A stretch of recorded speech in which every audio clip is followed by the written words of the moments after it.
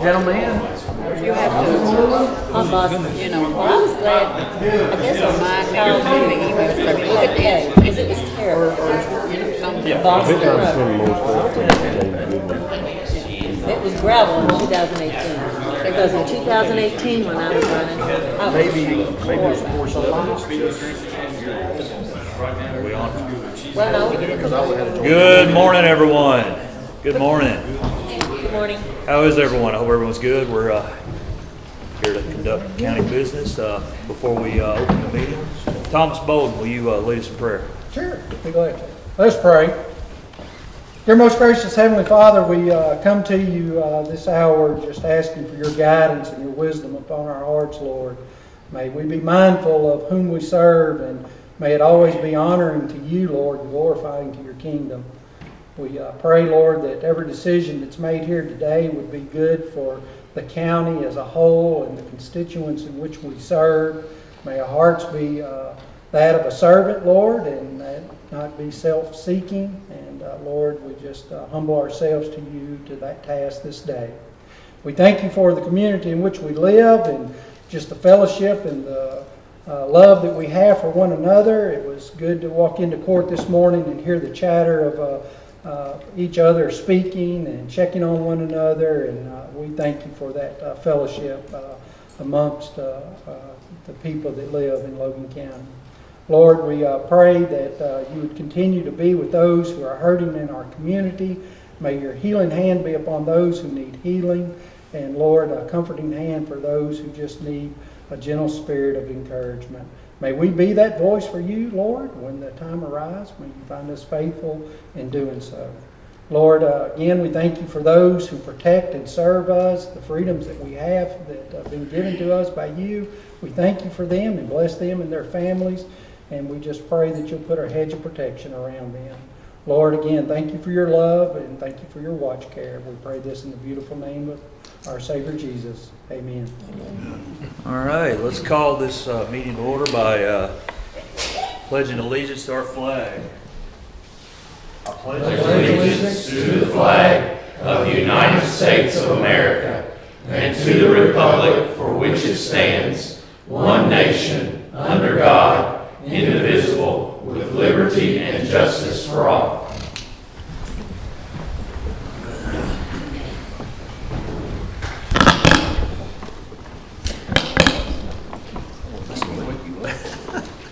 All right. Appreciate the new chairs. Took care of that. You can thank Olivia for that. She picked them out. If they're horrible, you can blame her for that too. You did a great job. They are comfortable. The other ones, I sat in them for a couple of meetings and realized my back can't handle it. And I have a good one, so Burned the other one, thrown in the dumpster. I gave them to Kelly. Kelly's using them out there at the road barn. All right. The first order is we need to amend the agenda to add discussion about the new roof at the Logan County Detention Center. It is item number 10. I need a motion to add that, to amend the agenda. So moved. Have a motion. A second. Any other discussion? If not, roll call. Yes. Yes. Yes. Harper, Yes. Crawford, Yes. Bolden, Yes. Baker. Yes. On your iPad, you have or the meetings for the February 16th meeting. I need a motion to approve those minutes. So moved. Second. Have a motion to second. Any other discussion? Roll call, please. Davenport, Yes. Goodwin, Yes. Wilco, Yes. Harper, Yes. Crawford, Yes. Bolden, Yes. Baker. Yes. All right. Approval of the bills. You should have those on your iPads. The bill list.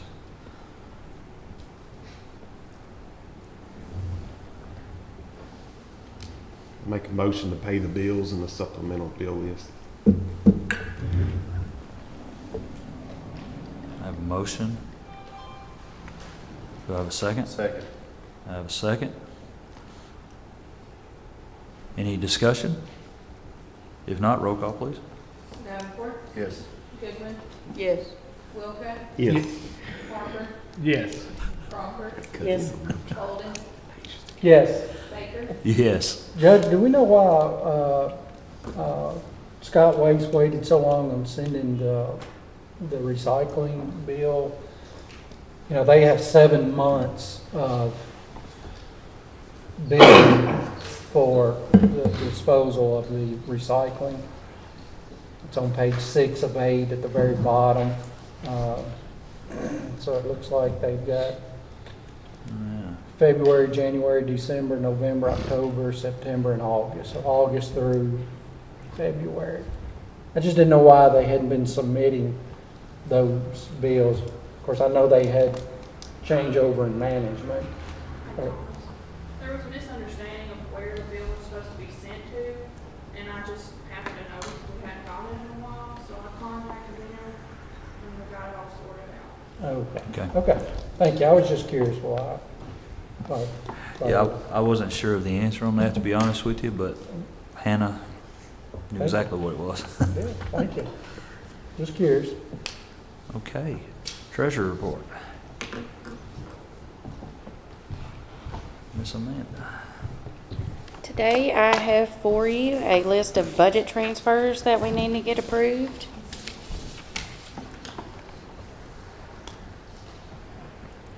Make a motion to accept the budget transfers totaling $77,780.46. Second. Okay, I have a motion and a second. Any other discussion? If none, roll call, please. Davenport, Yes. Goodwin, Yes. Wilka, Yes. Parker, Yes. Crawford, Yes. Bolden, Yes. Baker, Yes. And today I do have 3 cash transfers for you. We need to transfer $35,000 from the Occupational Net Profits Tax Fund to the Jail Fund. So moved. Second. Any other discussion? Roll call? Davenport, Yes. Goodwin, Yes. Wilka, Yes. Parker, Yes. Crawford, Yes. Bolden, Yes. Baker, Yes. We need to transfer $5,000 from the Occupational Net Profits Tax Fund to the LGEA Fund. So moved. I second. Okay, motion and a second. Discussion? If none, roll call? Davenport, Yes. Goodwin, Yes. Wilka, Yes. Parker, Yes. Crawford, Yes. Bolden, Yes. Baker, Yes. And we need to transfer $100 from the Occupational Net Profits Tax Fund to the Special Reserve Fund. Just a little background on that transfer. I know it's a little odd. That's our special reserve money that we have over at Truist Bank. It is special reserve money, so we don't tap into that unless we absolutely need to. But a few years ago, since we weren't touching that money, it went to a dormant status. So to keep that account out of dormant status, we do small transfers into it quarterly to keep it out of there, from going Keep it dormant. liquid. Yes. So moved. Second. Okay, motion and a second. Do I have any other discussion? If not, roll call. Davenport, Yes. Goodwin, Yes. Wilka, Yes.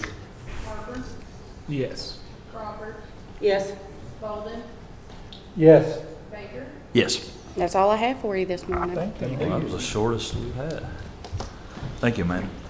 Road work request, District 1. Kelly, on J.R. Williams Road, you know, we put those 2 tiles in, right? And the first tile, the original first tile on the side, it's broke off again. People keep running off of it, so maybe we can just put some big rock there and then patch it. And then we also, sometime when you get together, evaluate that little piece of road off Baldwin Circle that I had a call about, so. Other than that, continue maintenance. Appreciate everything. You get my Cinco fixed? I'm not gonna lie. But you always think I don't have anything. I text you, or, you know, you do everything so quick. Thank you. Kelly, I wrote on my piece of paper I'm all for your recommendation about some of these stolen road signs. I hate to waste money on it, but obviously if they're not making it 3 weeks, it's been suggested about maybe is there a way we can anchor those to the post differently to make it a little bit more difficult, you know, with the bolt and a lock screw or lock nut. I'm for whatever your suggestions are, but I probably got 3 or 4 that I could tell you about replacing, but I don't want to do it until we sort of have the remedy. They've been dragging them out the whole pole too, ain't they? Yeah. This just took Yeah. the sign in 3 weeks. Well, it's been suggested in the court before, previously, that we just do some 4x4 posts. Well, they keep stealing them in some of these hard-hit areas. Right. They take them down to CTC and let them engrave the road name. Like I said, they'll just push them over. Yeah. What can you do, set them with concrete? Well, Well, good, but the thing about 4x4 posts, we'd have to have stencils and reflective paint. And then you'd have to mark every post, have to get an 811 marker, or you wouldn't dig a hole in a line. right. What is a typical metal sign called, like Bean Road? What does that sign cost? 28 to $40, depending on what size. Stop sign, for example, Stop sign, about 50 $50. apiece, Not including the labor and stuff. or the post, Well, labor, y'all have to go out there and mileage and gas. Let me ask a question. What is the penalty for that in this county, for stealing signs? I think that's a state or It's, a it would be a misdemeanor, but it's definitely. We're talking about $50. Well, the first ambulance that doesn't see that, and someone's killed, it is worse than misdemeanor. It is. It would, that's something that Joe could probably answer better than I could, but as for the theft part. I mean, if you're talking about a death, you're looking at 4 different categories of felony, but for the theft itself, it would be a Class B misdemeanor because the fine would be less than $500.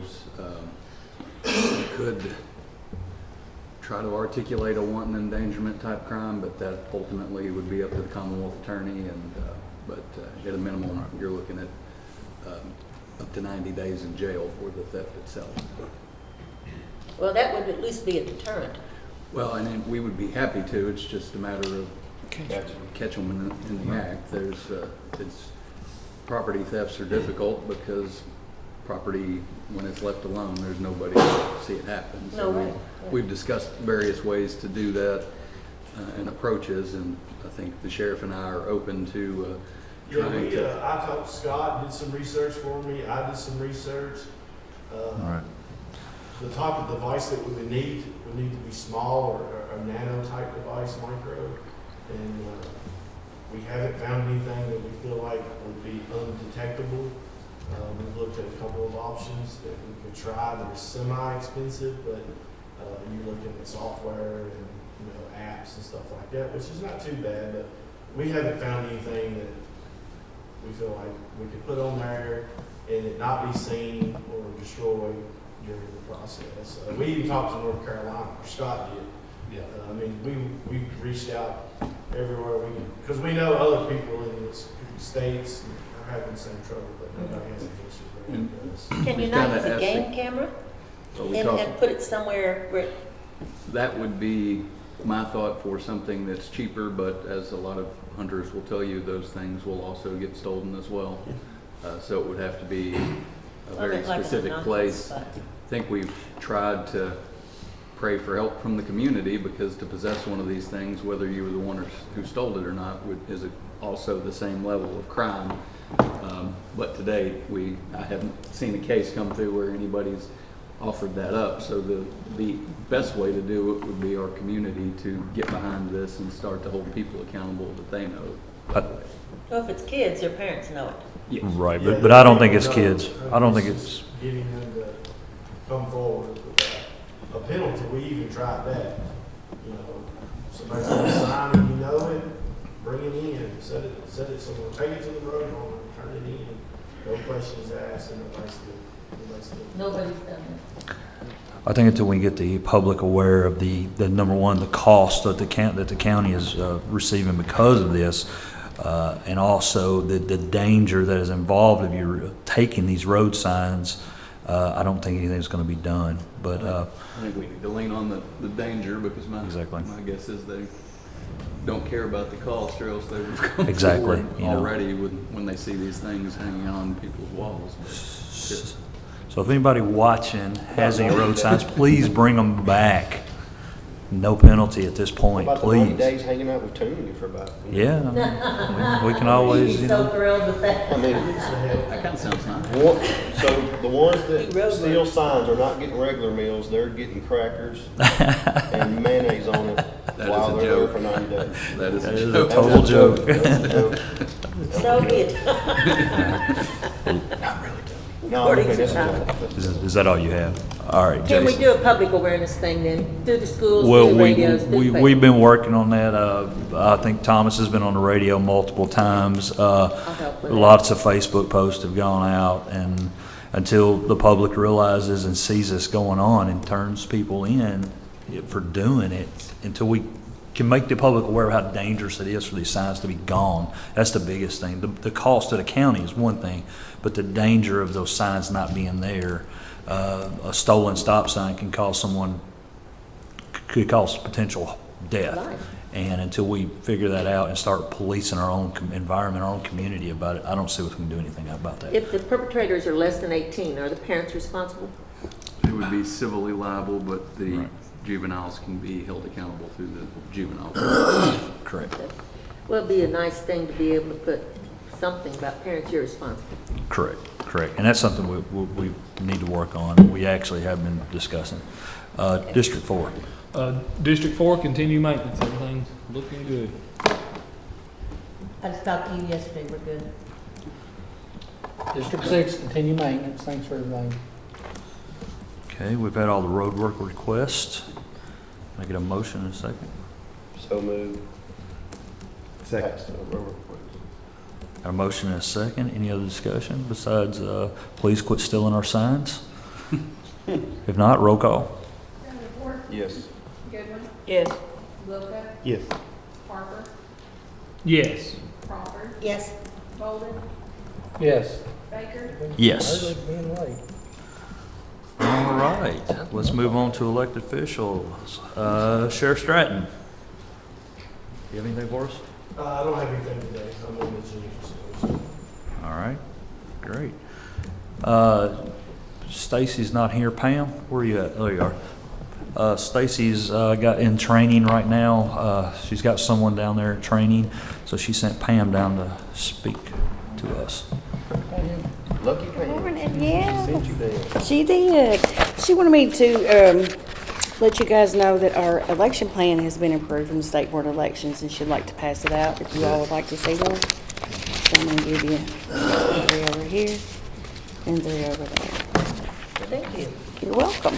And so we're just, and I got one for you too, Judge Baker. All right. And I'll bring it to you.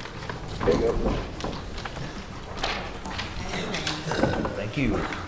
So basically, our plan is the same as what it has been, where our Dropbox location is going to be, and the early voting and in-person excused absentee will be in our office as it always has been, and then the same 5 locations. And then the first thing is when our election training is for our poll workers, and we've had a great response, and we're doing great on our poll worker sign-up. We're doing really good. Are you still looking for We will always take them.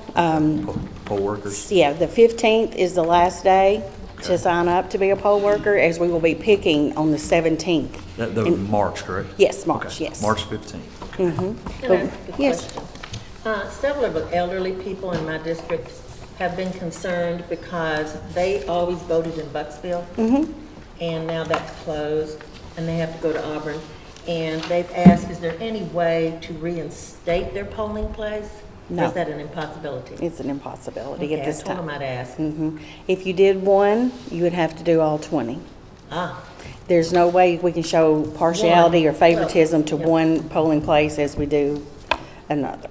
okay. I just need to be able to give them an answer. That's it. That is it.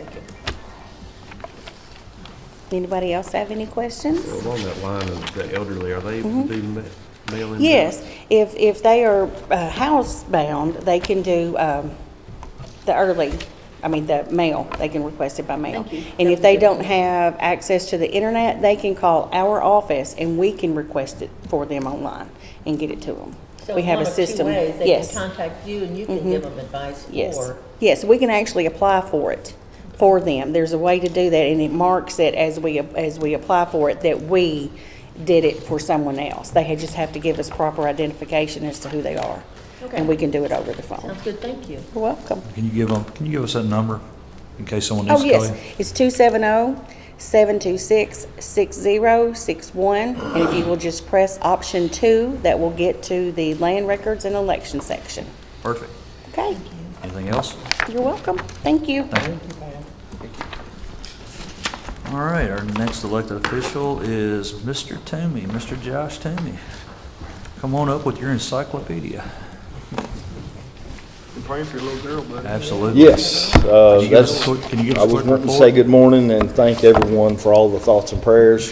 We finally made it home over the weekend with a beautiful baby girl after 15 days in the NICU unit, but she's breathing good now. So- Excellent. So I want to thank you very, very much from my wife and I. Our count as of this morning is 170 total. I was wanting to give you kind of an update. I was also wanting to thank everyone. There were several people, including the judge, some of the magistrates that were able to pitch in our boiler issue.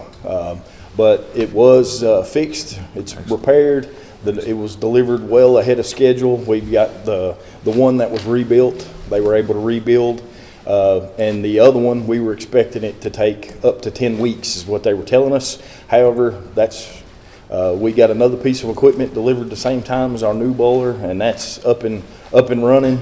So we have hot water again. Everything is good with that.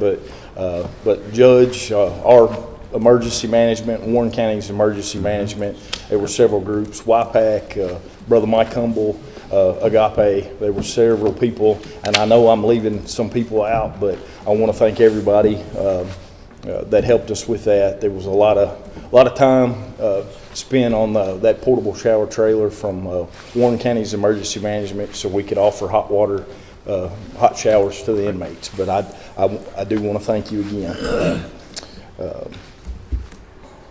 We've still waiting on some supply issues with faucets. They have been ordered for several weeks now for the Class D side. Still waiting on that. A couple of places said that they were out of stock, found another location, 3 to 4 business days. That turned into a couple, 2-3 weeks, turned into a month. So I'm hoping by next week or the week after they will be here. We're preparing for an inspection next month. We'll have our first inspection. We've been in touch with our new jail inspector. Y'all got to meet him on the magistrates that was available that second day in office when you did the tour. I think we've come way beyond where we were, and we've got more things in the works in the future. But I think we've moved light years ahead of where we were. With repairs and some of the maintenance things that we're tackling. I was wanting the court's approval this morning to go ahead and open for advertise for sealed bids. We've had some different companies look at our roof. It's in bad shape, but I was wanting to see about the court's approval for taking those bids. We've got that as item number 10. I apologize. That's okay. We just amended the agenda to add that, so we've got it further down in the. Okay, I apologize for that way getting we can have myself. a full discussion on that. All right.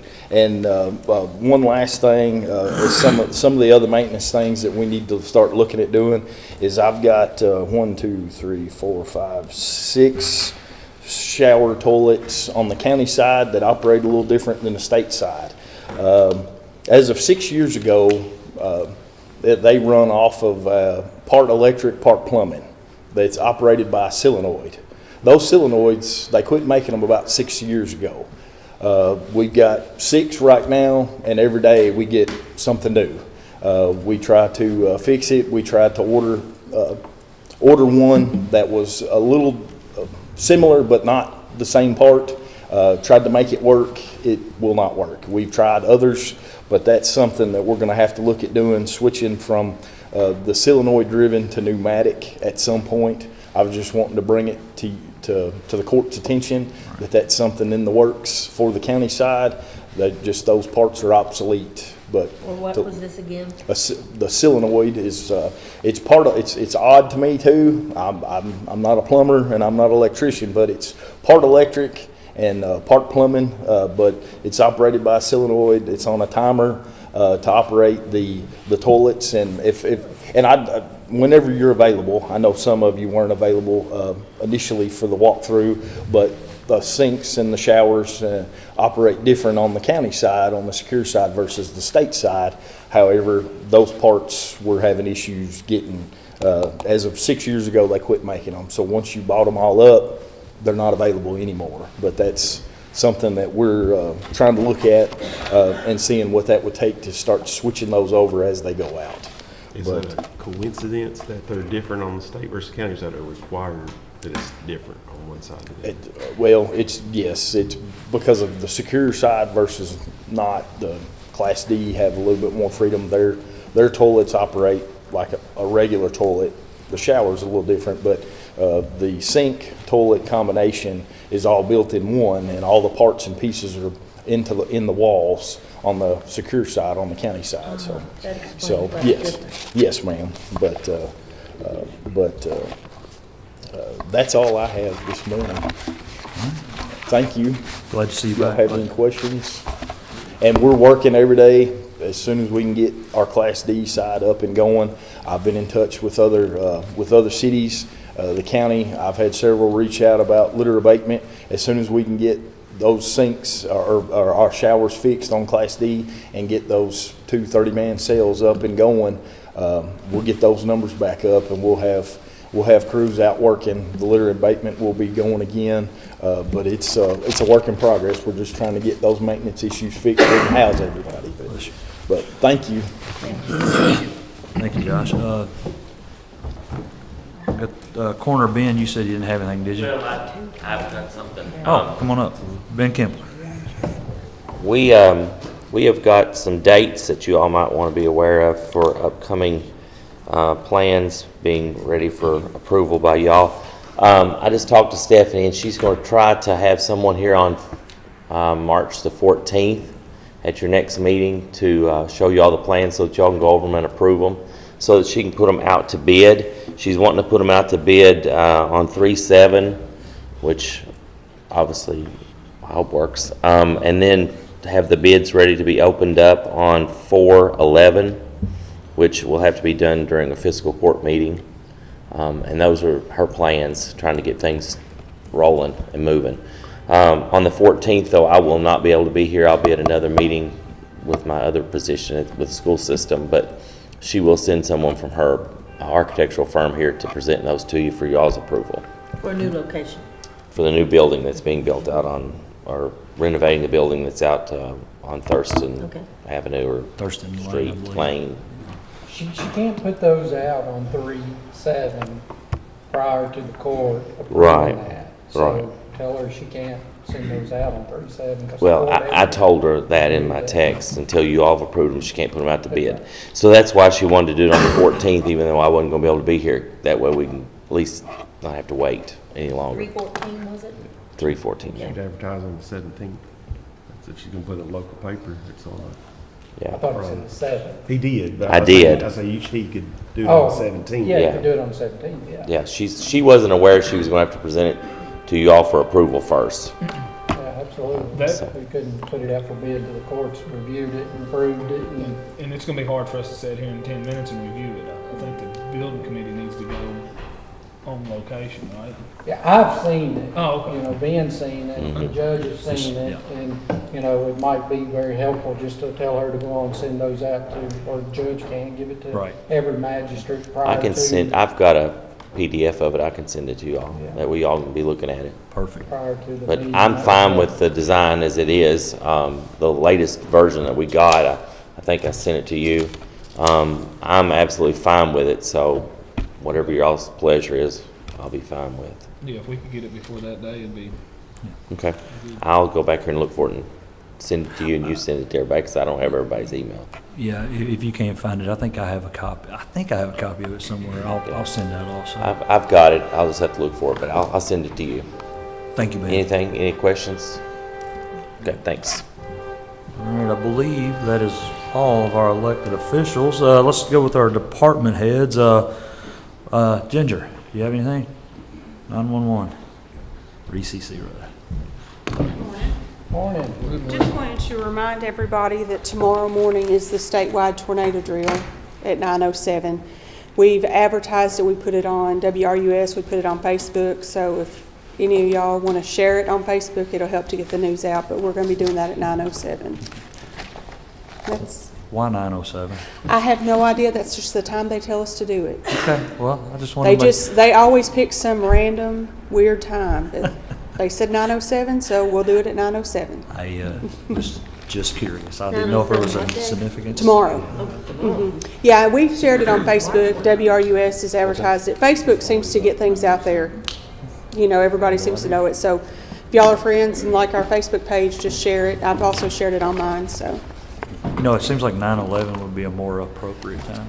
You know, if they tell us 9:06, we'll do it at 9:06. But it never fails. Usually at 9:07, we've got something going on right then, and it makes it hard to do. But that's just what they tell us to do. You got a report on any of your positions or? We're still technically 3 people short. That's it. Okay. So we've got 2 that are going to the academy in April, and Great. 1 that is scheduled to go in July. So, you know, we had a new, well, I won't say a new one, one start yesterday that had dispatched with us before. She had been off. She took another position, come back 3 months later because she missed us. So, but you know, we're getting there. I'm very happy to say this is the closest we have been to full staff in a long time. So we're getting there. We're working at it. So we're not working as many hours, which is making us a whole lot better. But any more questions from anyone? No, great. All right. Thank y'all. Thank you, Jen. Thank you for all you do. All right. Denise, you didn't have anything, did you? Denise Shoulders of the Archives. Nathan Cockrell. Nathan, come on up. Solid Waste. Good morning. Good morning.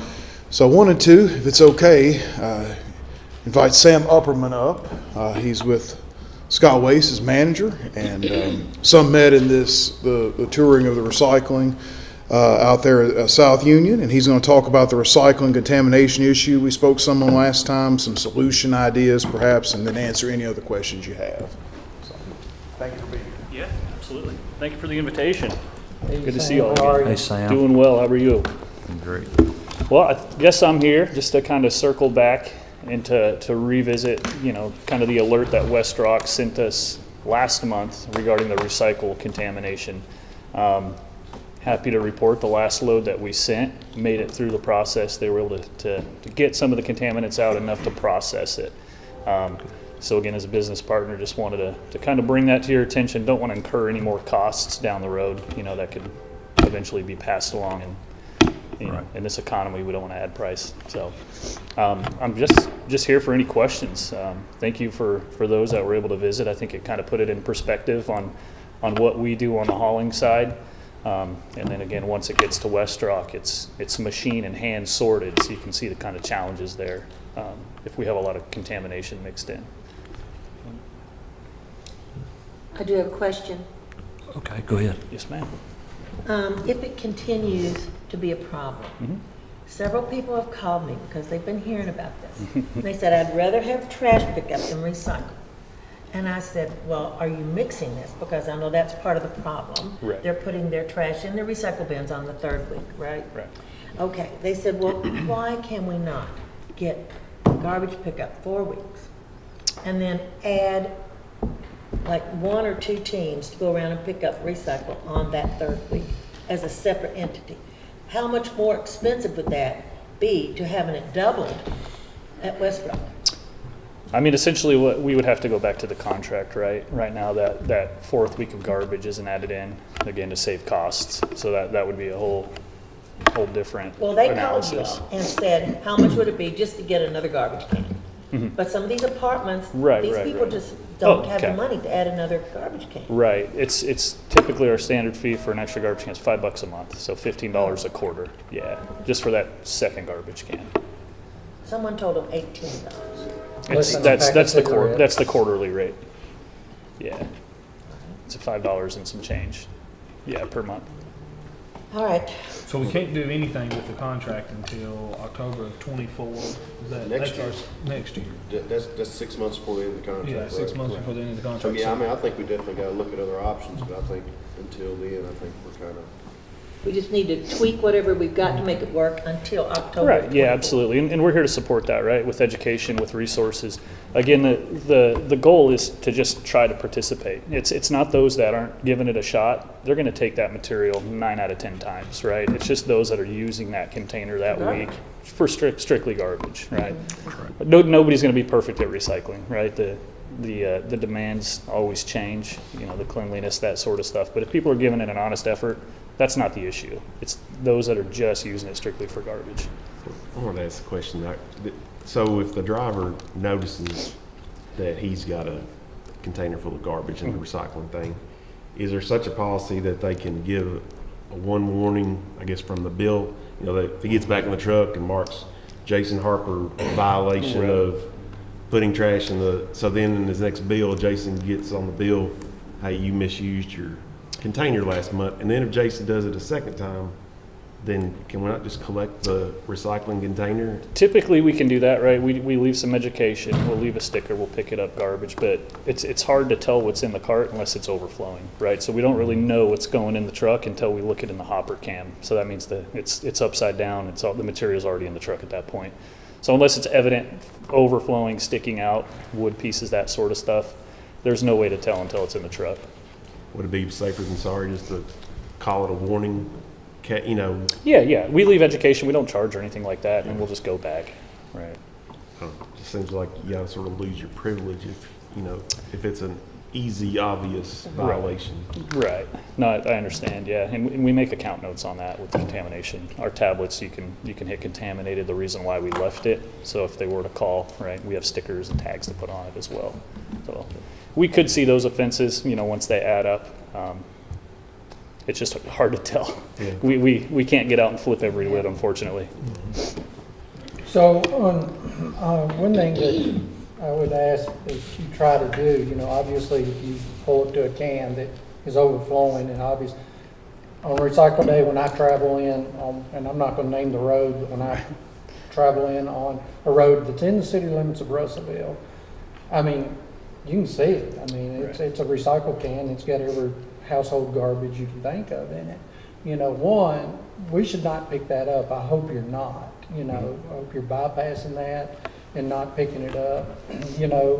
And the other thing, of course, I know y'all can leave a sticker, but if our solid waste coordinator, Nathan, could get that information and then he engages with that citizen with some education literature, and it may be somebody who's moved in and doesn't realize what the process is, but that they could be warned, and you're not going to get your trash picked up, and then let them know what, we could print some literature that options, if you're experiencing more trash, you can get a second tote for $5 a month, and let them know what their options are, and then the next thing, when it and I understand, because people are smart, people who want to abuse the system are smart, they're going to put it at the bottom, and then they're going to load recycling on top of it, and that's just what knotheads do sometimes, and so, I'm trying to be polite, and so, but when that truck comes in, what route they've been on.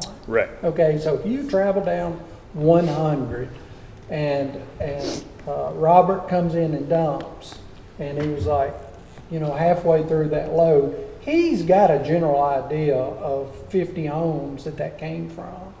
And we could target those 50 homes. We may not know the exact individual, but we could target real simple with some literature, with some educational material of those 50 homes. And we may need to do that for a season to get this thing shored back up to where it used to be.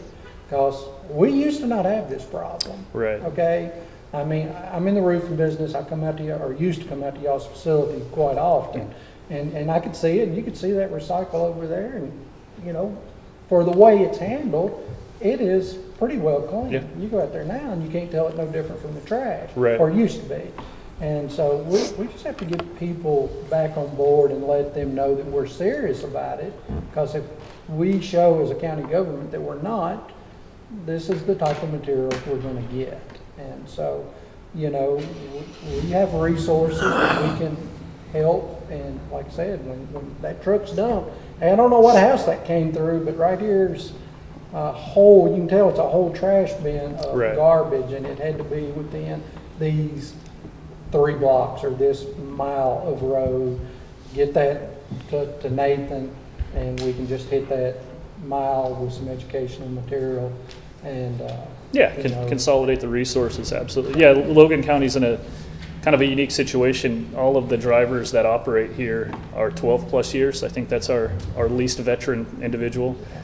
So they're really kind of embedded in the community. They have great relationships. So they know those areas, and we can certainly work with Nathan on getting those pockets and those days. And and just kind of utilize those resources a little more effectively through that. The other thing that I think this is really not pertaining to the recycle that we need to work kind of and re-educate people in, that trash needs to be bagged. You know, absolutely. When y'all, I mean, yesterday I'm a late lunch taker. I went home, the wind was crazy. And other than roofs blowing off, my second thought was, man, the trash guys are hating today. Roofers love it, trash guys hate it. Right. And, you know, I'm sitting there thinking, man, all those trash bins that people don't put, because when that goes to dump, that 1 pound and less stuff is blown out. And some of our newer picks trucks. Up the road, it's crazy amount of trash. You're absolutely right. After a windy day. Yep. So some of our newer ones are lower entry. So we do have one low entry out here, which means it doesn't have to go all the way to the top of the truck. It kind of goes midway through. It does reduce a little bit, but absolutely, if everybody bagged their trash, it'd be a much cleaner area. Maybe Nathan could put that into some literature as well. We talked about it on the radio, but you know, not everybody listens to the radio. Right. But you don't bag what goes into the green top. That's correct. Correct. That's recyclable material. I got educated on that while we were out there. Anything smaller than a credit card should not go in a recycled container, even if it's recyclable. If it's that small, the wind's just going to blow it away, and it's going to be out in somebody's yard or field. And man, I bet you y'all hated yesterday. I went to Clarksville. Every third tote was blown over. Trash everywhere. It's been windy, that's for sure, in the last few weeks. So do we have this educational material already available for the recycling? Some, okay. I would like to get that, like me personally, because I would like to read so I can tell people, because people ask me all the time. So me and Nathan and the judge and Sam and a couple other guys, we met out there. And we looked through this recycling stuff, and stuff that you think's recyclable is not. That's right. And I don't know the difference. A milk jug to me is recyclable, but it's not until it's rinsed. And the top has to be off. Well, I mean, see, you know, so if we could get that, and then we as magistrates, I mean, we have Facebook, it reaches a lot of people. We could help push that educational material out the best we can. The newspaper can do it. Nathan can do his part. You know, we can all do our part to educate, because we got 16 more months of this, or 18, whatever the numbers If you're not going to clean the peanut butter jar out, throw it in the trash. Throw it away. And don't put it in the recycle. And I get it. Not everybody's going to clean the peanut butter jar out. It's the worst thing to clean out. You know, it takes time. But I do. But you know, that's me. But that's okay. But if you're not going to clean it out, throw it away. You're not going to rinse your milk jug out. Throw it away. I mean, it just. You know, I mean, when in doubt, throw it out. That's the slogan, right? Oh, I like that. and I think this is what it's going to take, is just a lot of education. You know, Sam, you and I and Jason spoke about this, is that the things that we think we're doing good, we realize once you get out there and see, you're not doing as good as you thought. So I think that's where we're going to need is some educational material. What kids can, and get it where we can get it pushed out on our social media sites. We can get some mailers going out, whatever it takes. I mean, I'm as guilty as anybody of putting the wrong things in there, and I discovered that while I was out there, and it was unintentional because I thought I was doing good, but I wasn't. So, do we have any more questions for Sam? Yes. Yes, ma'am. I know the other owner, Apex. If you two could get together, I took pictures. And I know you can't help it, especially as Thomas pointed out on windy days, but for Auburn, all that trash that blows all the way up to 6880, down that road, 73, and all across in front of the location is terrible. Could you not get someone with Apex owner to fix that up a little? Yeah, absolutely. Yeah, we have on schedule. We have some people that pick up right outside of our gate. Oh, good. Yes, absolutely. And the bushes have been addressed, so we're working on that as well. Thank you. Yep. That was my question. Thank you. Yes, ma'am. I do want to say I've been going out there for 10 years, and when we went out there last week, I guess it was, it's the cleanest and neatest I've ever saw it. So I do want to commend y'all on that. I was there the week before, and I told them the same thing. Yeah, we got a new hauler up there. They're doing fantastic. And then the new building, we're getting very, very, very close. So hopefully within the next 60, 90 days, breaking ground and getting that up and running, and it's gonna look a lot cleaner. Let's put it like that. We're grateful for everything you're doing to try to help with that. Well, thank you for. I haven't gotten many calls lately about non-pickup, so I think y'all are probably good. Yeah, thank you. There, I appreciate that. Yeah, last time we were on the hot seat a few months ago, so I'm glad we've kind of stabilized it. The guys have been doing a really good job. I actually got my operations manager here too. I know there were some new faces here, so Ty Bowman's in the back. We kind of partner this thing, and we're here if you need us. We're grateful, thank you. When will the citizens be able to use the transfer station? As soon as the new one's rebuilt. So again, we're looking to break ground the next 3 months at the latest. So as soon as that's open, we get the flow, get our fire suppression stuff in there, we'll be back to rocking and rolling. You're just building it over the old one, right? Over the old one, and then we're gonna take the old one out. Okay, But yeah, after the new one's correct. up. Yeah, we just don't want to disrupt kind of the operation. If we tear everything down, we're going to be at a standstill. So we have to be able to use a little bit of it. Okay. All right, Sam, thank you. Judge, thank y'all. Have a good one. Nathan, come on up with the conclusion of War and Peace. Absolutely. And just to echo the judge's comments on education, I am going to this afternoon to speak to first graders down at Olmsted. So y'all might have to pray they don't carry me away, right? But it should be a good time. But we're just trying to get the education out to different ones before the doors open, because that's really where it's at. And thank you for that. Several things we could mention. I did have in y'all's folders about a couple of site visits I did in this last period. Tri-County Auto Recycling out at South Union, and then Harris & Harris at Bucksville. Both have an Auburn address, but they checked out okay, and I've been working with them for a while now, so I just would submit those to you all for approval. I'll make a motion to approve the two permit applications, Tri-County Auto and Harris & Harris, based on the solid waste coordinator's suggestions. Second. Have a motion and a second. Have any discussion? Roll call, please. Davenport, Yes. Goodwin, Yes. Wilco, Yes. Harper, Yes. Crawford, Yes? Bolden, Yes. Baker. Yes. Thank y'all. I did want to comment on the illegal dump. We'd mentioned that there, and trying to work on getting that cleaned as soon as possible.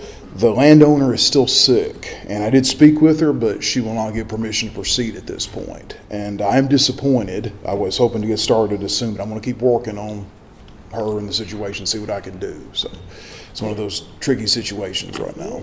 Is the money you receive for that specific to that site?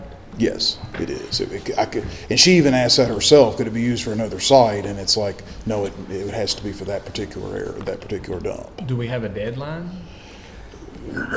We have a deadline, but it's about a year from now. Oh, okay. So it's not She doesn't a problem. say why she doesn't want it. I think there may be a little bit of confusion there. There is no way that it would be a negative to her. They're zero. But sometimes folks, they need a little encouragement, I guess, because they don't really maybe see it that way. So that's what I'm working on right now, just trying to coax and encourage, I guess, and just make sure that everything is not like somehow we're out to get her, because we're Us not. against them. Yeah, exactly. Right. So I just wanted to update y'all on that.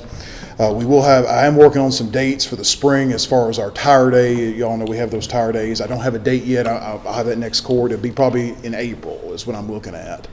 So, but I'll get y'all a date on that just as soon as I can for our tire event. And we are looking to have an e-waste event, e-scrap event as well in the spring. Those seem to be better responded to than the fall events, and so I want to do one in the spring. So I'm working on that as well and getting that date. That'll probably be somewhere in the May time frame is what we're looking at. So, great.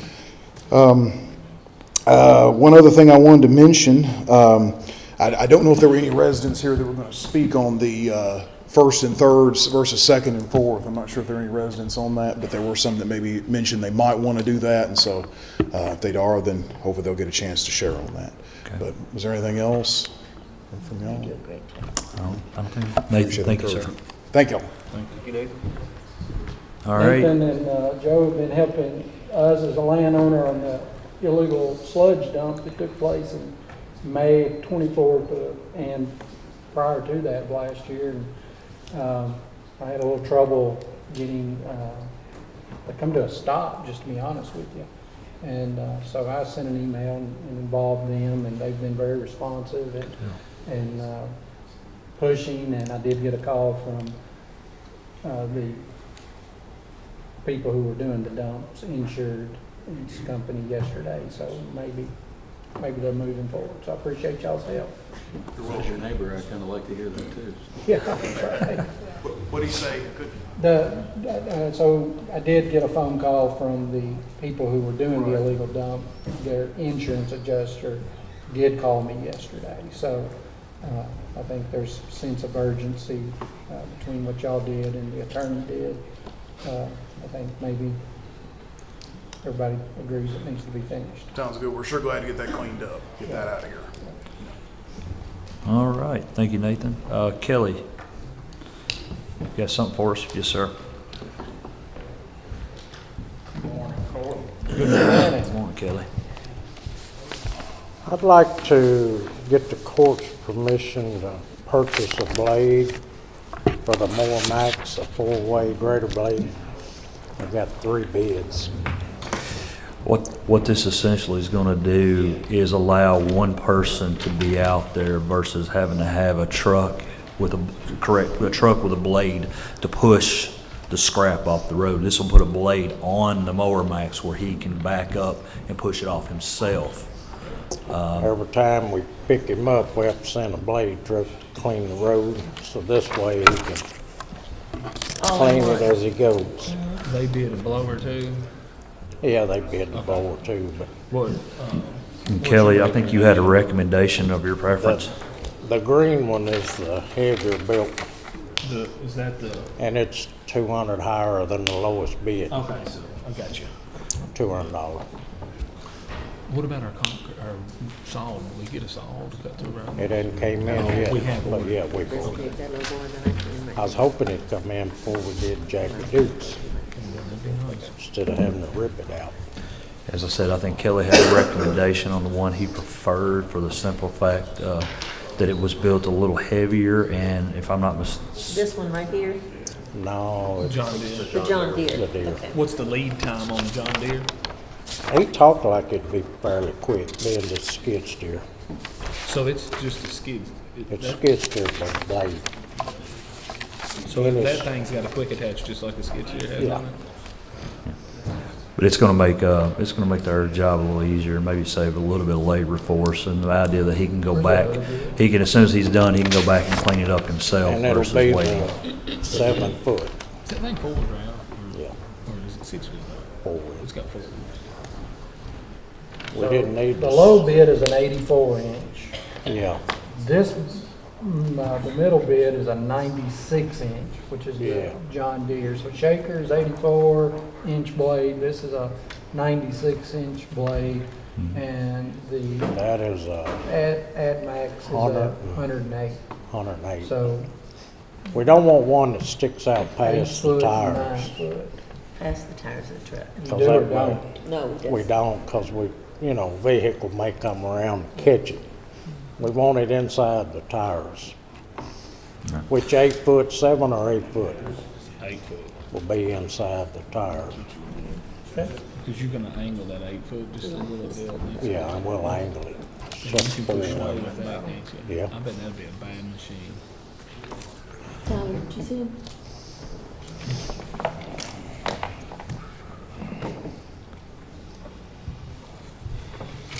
And that'll cover the mower backs. It'll be set. Is, after Tyler, has everybody had a chance to look at the bids? Do you Or the want quotes, rather, might I say?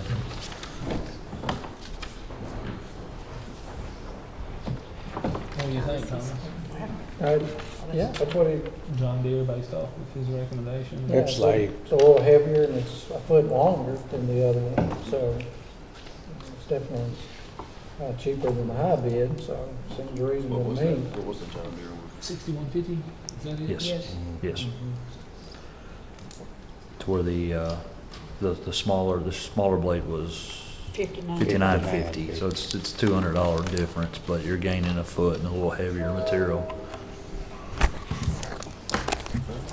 I'll make a motion that we purchased the John Deere 96-inch blade for $6,150, and that we're choosing the higher, it is a higher cost, but we're choosing this one because of the heavier build and the extra blade. Okay. A second. Got a motion and a second. Any other discussion on this? If not, roll call. Yes. Goodwin, Yes. Littlefield, Yes. Parker, Yes. Crawford, Yes. Logan, Yes, Baker. Yes. Thank you, Court. Thank you. Is there anything else, Kelly? Kelly, you got anything else for us? Is that it? Okay. Kelly, thank you for all your hard work out there at the road barn. EMS, John, come on down.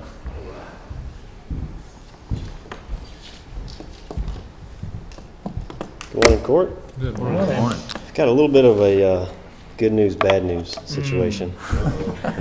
We'll start with the bad news. One of our ambulances designated Med 10 has had a pretty severe powertrain failure. The long and short of it is it's not serviceable. It'll have to have a motor.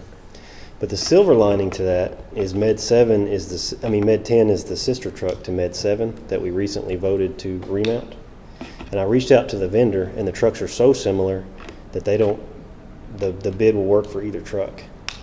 So we could remount Med 10, which is down and not serviceable, and continue to run Med 7 without any incursion of cost or anything like that. So my recommendation, and the mileages are very similar. I can go over those in a minute, but my recommendation, I guess, request of the court would be we remount Med 10 instead of Med 7, and that way we will have 2 running ambulances as opposed to having to do the major maintenance on 10. How long ago was Med 7 remounted?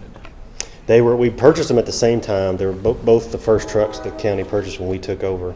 We repowered both of them at the same time in 2018. 7 has got 380,000 and some change, and 10 has 350,000 and some change. So they're fairly similar, and the boxes are identical. And so I reached out to the vendor, and they said they're so similar that there will be no cost change or anything. They'll both fall into the same bid. So. Okay. Do we have any discussion on that? When will Med 7 you think have to be remounted? It's a good question. Obviously, it would be our next truck that would need some attention. My recommendation would be to retain the old chassis that comes out from under Med 10. We've done this in the past and use those parts to kind of keep 7 going. We've had a lot of luck with that in the past. Trying to take parts. I mean, we've stripped some chassis straight down to the frame. We've used transmissions and cabs and motors and everything like that. So it's difficult to say, but with that chassis, I think Med 7 will probably be able to last a little bit longer. Whereas we already know 10's already down hard. So So it would be like a contract change. We already signed a contract for it to do on mid-7. We've agreed to it, but we haven't signed it yet. That's the other good news. So we haven't actually affixed a signature from the court to that contract yet. So all we would be doing is swapping out the designator and the VIN number on that bid. Everything else would be the exact same. Okay. Be 10 instead of 7. Yes, ma'am. Amend that contract. Want us to amend that? Yeah, that would, yeah, that'd be my recommendation. And so I'll make a motion that we amend the contract for Med 7 remount, change that to Med 10. Yes, sir. Swap the VIN numbers, and tell the vendor we want to keep and return the chassis. Yes, sir. For part That's it. usage. And it would be at a 0 contractual change in the money. Yes, sir. Just a change in unit.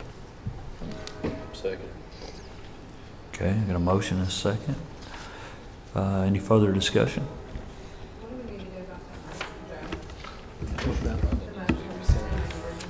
The original one? I think they just need to vote to set that aside and move forward on what they're doing today. Okay. That's it. Good with that? Okay. Everybody's good? Roll call? Yes. Yes. Yes. Yes. Yes. Yes. Yes. Appreciate it very The much. That's turnaround all. on this remount was how long? Yeah. They had a chance. They need it pretty quick. Yeah, luckily they weren't ready for it yet. We've been waiting on the call. I was getting ready to take 7 up as soon as they called when 10 went down. So they said that spot's still in line. So when they call, we'll take 10 up instead of 7. Well, Shouldn't be any that's delay. a positive in the Yeah, whole thing. yeah, a little, yeah, little story. We will. Yeah, yeah. Where does that We'll go? have to do Pennsylvania. Yes, sir. Yep. That's all I have. What about the stretcher? Are you getting bids for that? I will. I don't have them yet, but I'll get them. So 7's going to be scrapped. No, 7 will stay on the road. It's running currently, and we anticipated that being the truck that needed to be remounted just because the mileage was a hair over 10, and honestly, it was a close run between 7 and 10 anyway. So we'll continue to run 7 because 10's down and we can't. We'll remount that one. But it'll be next in line.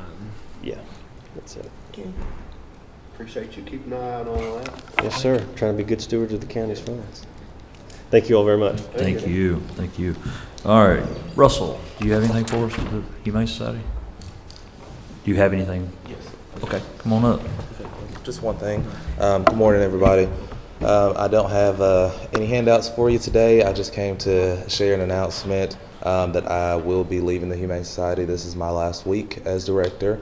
I just wanted to share that with you because I'm very grateful for not only this county but this court as well. Everything that you all have done for myself and the Humane Society, and everything that I know you guys will continue to do for the Humane Society. I also want to extend a special thank you to Jason for allowing me this opportunity with the Humane Society.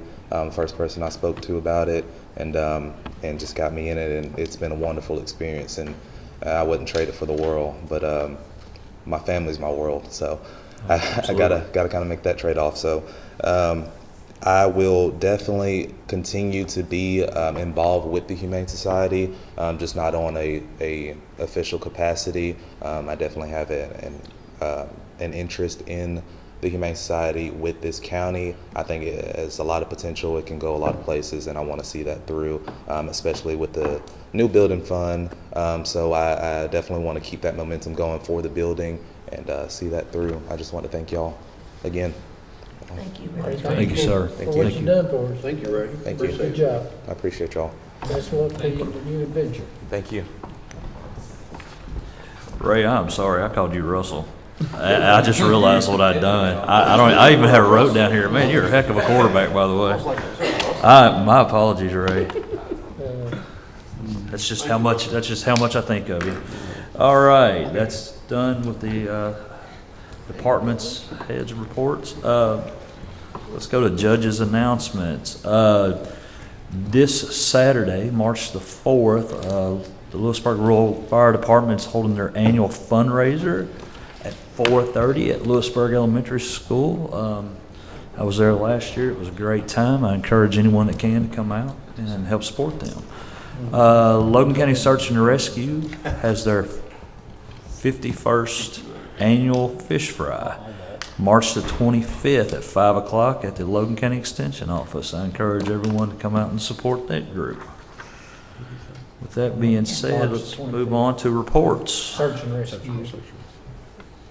I have a whole list if any one of you need this. What time was the search and rescue? It says 5 p.m. Okay.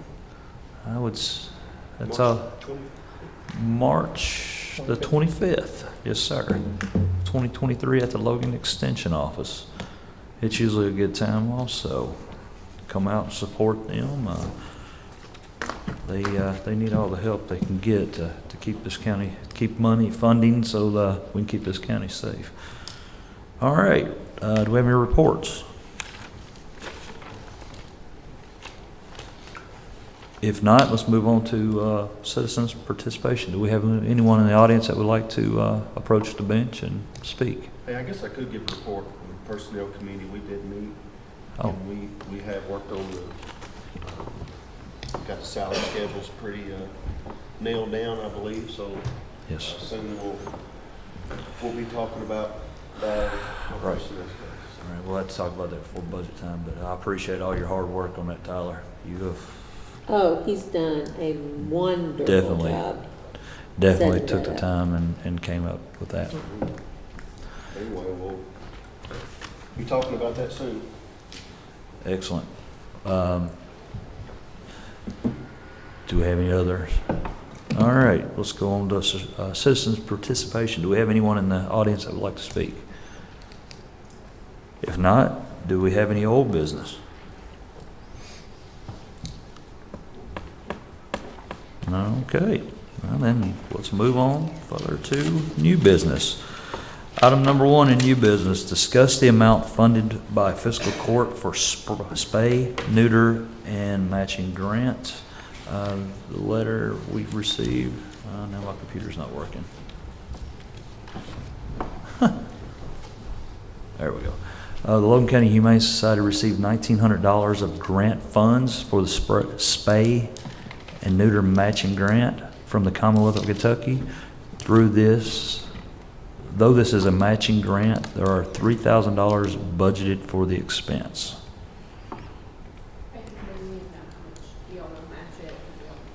Right. So, I mean, I personally think that spay and neuter is the best way to keep our population down, so if they got $1,900 and we can match the $1,900, I'd say we spend the extra $800 to match. I know with $3,000 in the budget, do we have, as long as we have some contingency in that we could, I mean, it's $800 more. What are you saying? I'm saying, so we have in the budget 3,000. 3,000, and the Commonwealth gave us 19. We only got 19. So it'd be actually 1,100. So are we gonna match? Are we gonna match the 1,900, or are we just gonna do the whole 3,000 since it's budget? I do Oh, 3,000. I do the whole 3,000. Okay. And I don't know why it's 1,900. I have no idea where that 1,900 come from, because it's normally a $5,000 matching. The state does 2,500. I don't know. Well, that's It's been more in the past. has it? Okay. Is this available to the public to come and bring their animals, or just for the animals that come? They to the usually event? have like a low-cost drive. Like a drive, and they promote it, and then, do they usually do it at TSC, or they do it at the shelter? It's Raceville here. No, I think I could have asked I that. think it's at the shelter. So the public, if they are made aware through public relations, they can bring their animals to be spayed or neutered at certain times, but not always. No, this is like a drive, like a grant, you know. Okay. It's a grant to kind of do a big day. In the years past, we would take this money to do the population or to do part of it. Then if there was any left over, then it might be offered to the public. But $3,800, it won't do that many animals. Okay, so it's really not gonna be available to anybody but the But events. we can, instead of just matching it for 1,900, we've got budget 3,000 if we can do more spay and neuter, Yeah. more animals, then I say we spend whole 3,000, just to help keep that population low.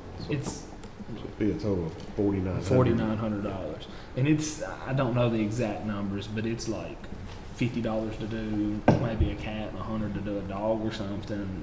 I mean, it's, so you're not Depends on talking sex, it's more 50 And they 50 to usually, 60 animals. they usually use it all. Yeah, oh, immediately, yeah. Why not? Jason, I don't really know, the director normally applies for that grant, so I'm not sure, since we don't apply for it, I'm not sure how that $1,900 is derived. It's just an odd number. I guess that's all they applied for. So since it's budgeted, do we have to take any action, or do we just? We'll have to make a motion to do the $3,000. We probably need to go ahead and put a motion out there to do the Like I full said, 3. Budgeted, but nobody's requested it. So I think this would make that request that we're gonna send them that 3,000. To the Humane Society. Right. And then that's put When in they do the program. that's put in a separate account, and all the paperwork's tracked, and then that'll be turned in. And Well, I'll make a motion that we match the 1,900 for the grant for spay and neuter, and we also give the additional $1,100 for more spay and neuter to go towards the project as well. I totally second that. I think Total it's 3,000. exactly right. All right, I have a motion and a second. Do we have any other discussion? Not, roll call, please. Davenport, Yes. Goodwin, Yes. Wilcox. Yes. Carter, yes, Crawford, Yes. Golden, Yes. Baker. Yes.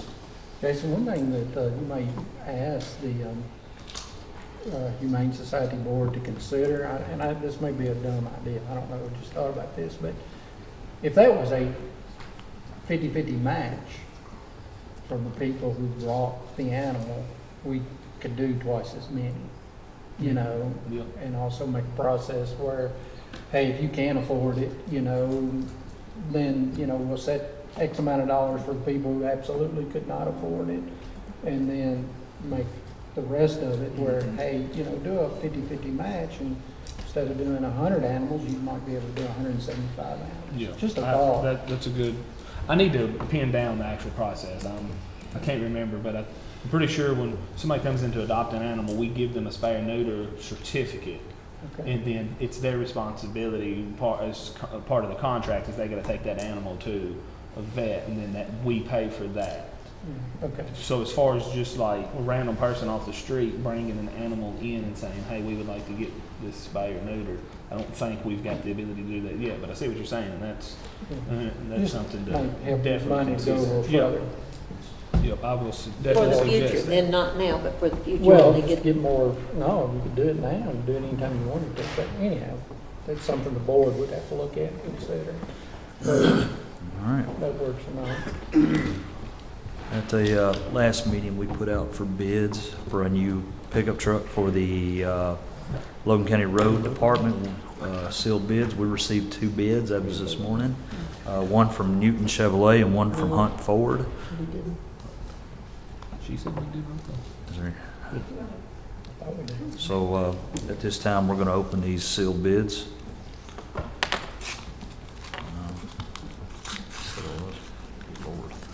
Apparently, I can use a paper or letter opener.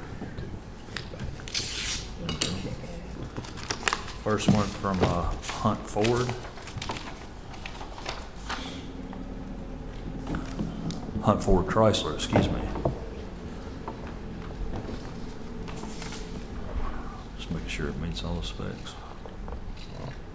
Jason, does the Humane Society hire the director? That's not county. Is that well within the same? Hunt Ford put out for a 2023 Ram 1500 Tradesman for $44,449. $44,449.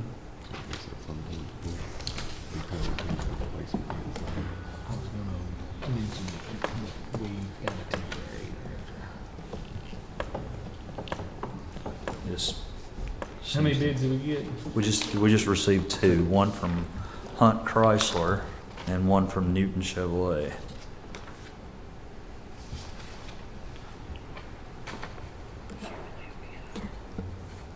seems to, the one from Hunt Chrysler seems to match the specs.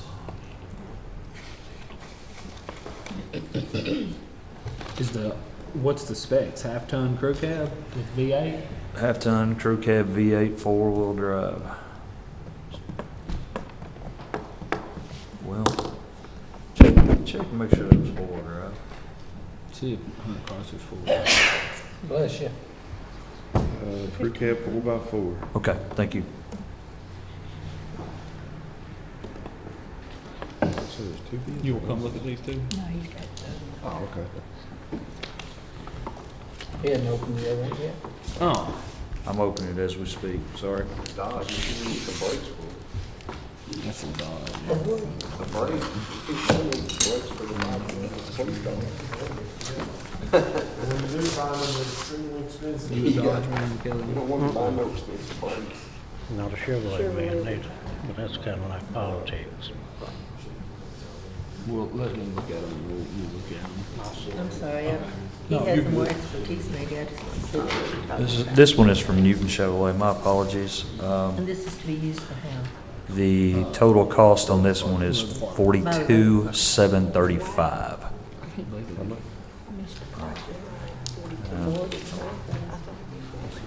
This is actually a, could you read that letter over? What's that? They didn't bid a F-150 because that's what we've always, I'm reading that right. Past few trucks, we bought crew cab What F-150s. year is this? I'm not seeing what year it is. Oh, there it is, brand new. That explains 44,000. The V6 or is it a turbo? That's what I want to make sure of. Is it a Ford? This is a 2023 crew cab four-wheel drive, V8.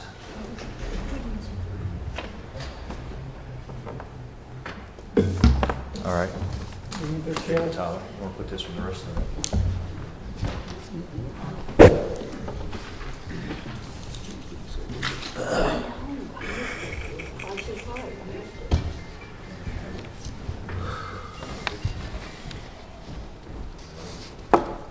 Good, but we want to just kill it 5-10 minutes. Yeah, do yeah, that absolutely, and absolutely. Make a decision on it. I mean, Kelly, you seems want to look pretty over simple. those and Did we look get at a bill on prices and we Ford can return back to this? No, we just gotta, Or do you want to take a 5-minute recess? yeah, Let's take a 5-minute recess, let Kelly look over those and we'll return. I'm out. We don't,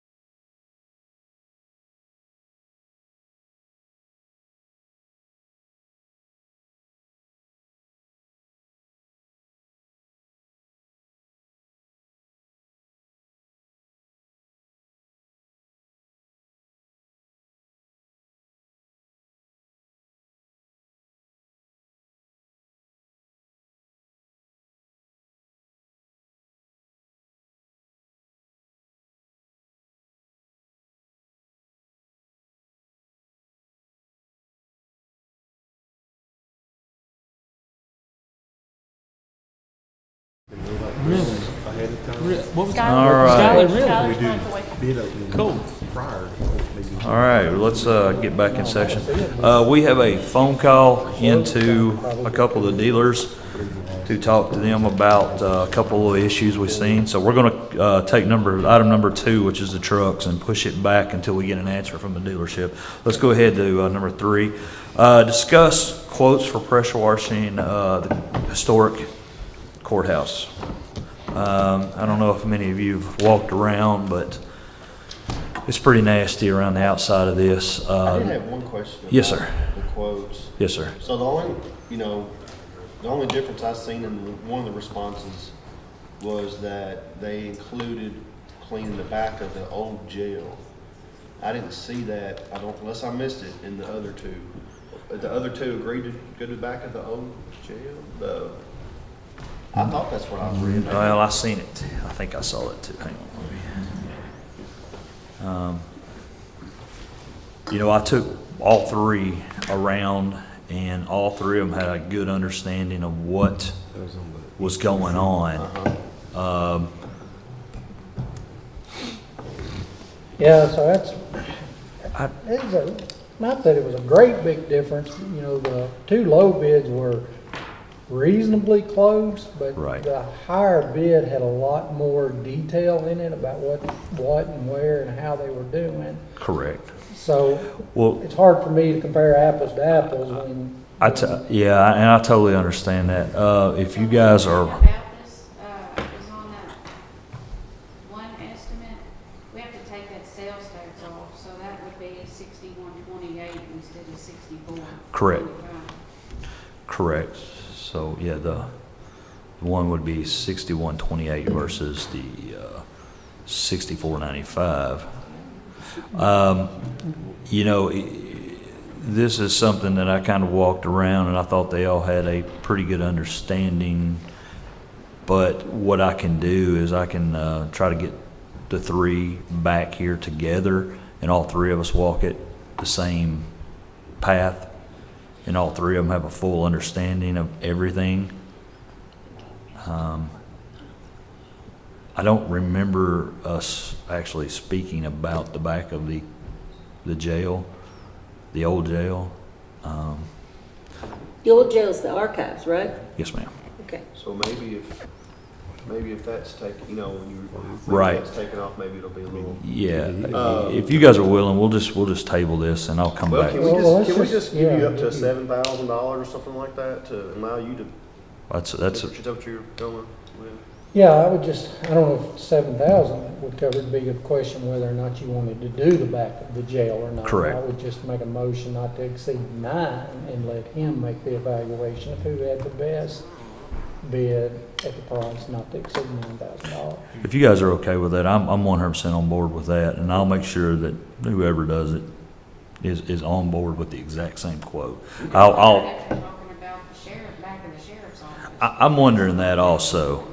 And what I think he may be talking about is the wall on the back side of that. Yeah, we just want to make sure we're comparing. Oh, yeah. And that was what I tried to do on the biggest one. I walked them all around, and I thought, and then when the bids came in, I seen this, and I called him, and he was like, "Yep, that's my bid." And I said, "Okay."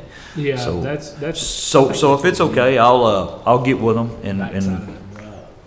So I'll make a motion to allow the judge to negotiate with just these 3 who bid. Correct. Morris Ventures, Pressures On, and ECC to get, the scope of the work. Correct.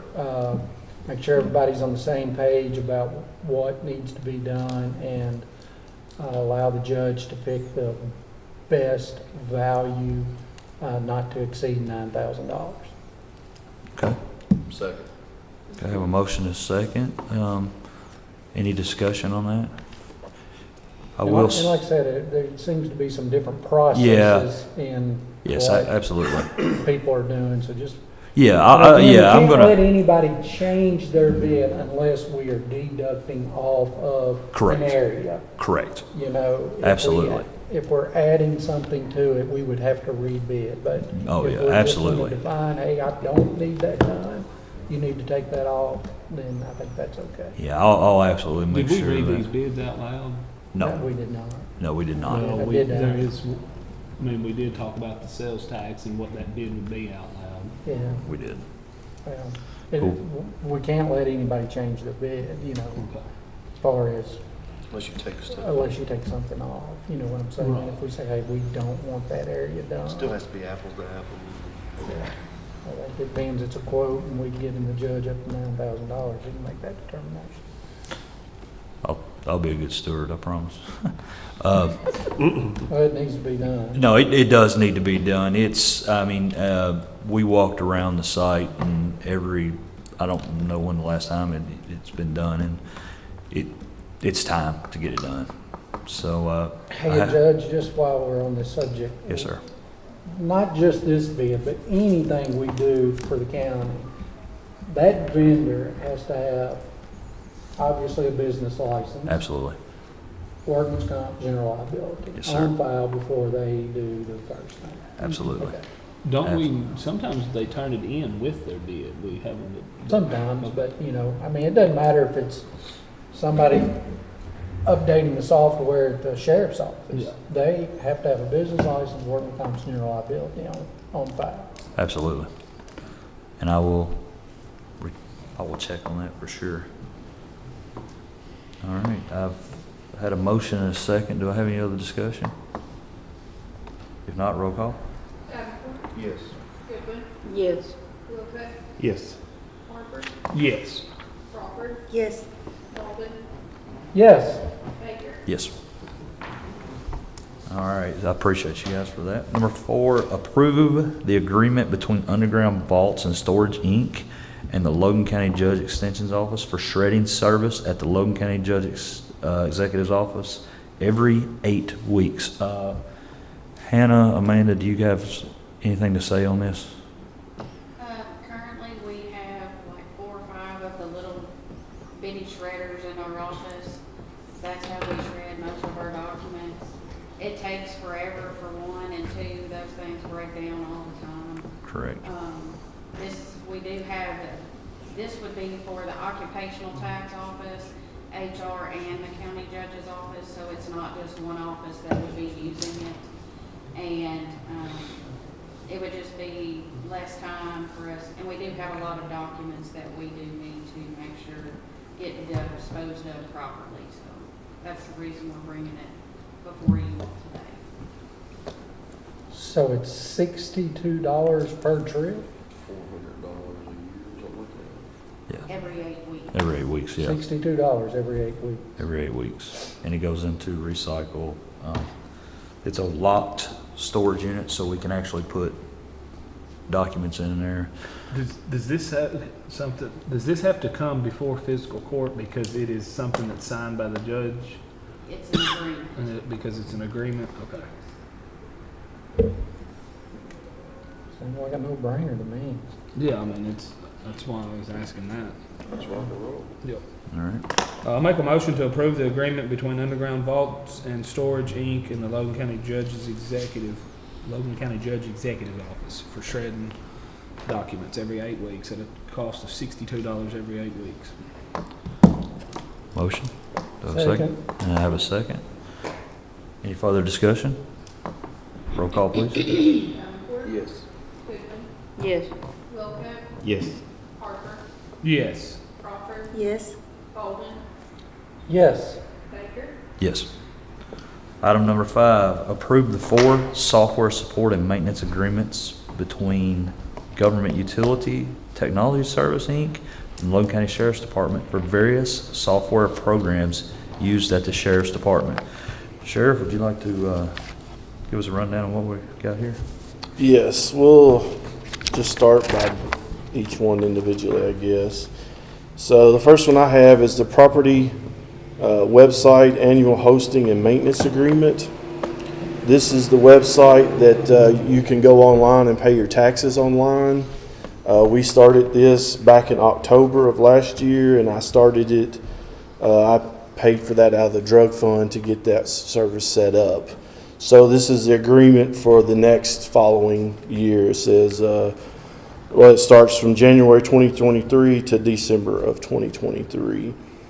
Since October, we started last October, we've had 250 people utilize that service.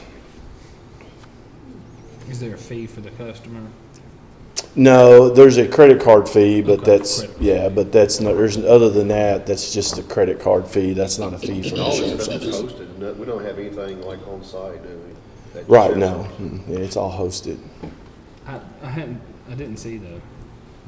We've already agreed to pay the bill, so. Yeah, I saw that. What was like $5,000 or $6,000? Is that what it was? This one is $2,000 to renew the online tax payment system. So moved. Second. I have a motion and a second. Any more discussion? Roll call. Davenport, Yes. Goodman, Yes. Wilkes, Yes. Parker, Yes. Crawford, Yes. Bowden, Yes. Baker, Yes. All right, the second one is the Kentucky Property Tax Collection Support and Maintenance. This is our software issues. Basically,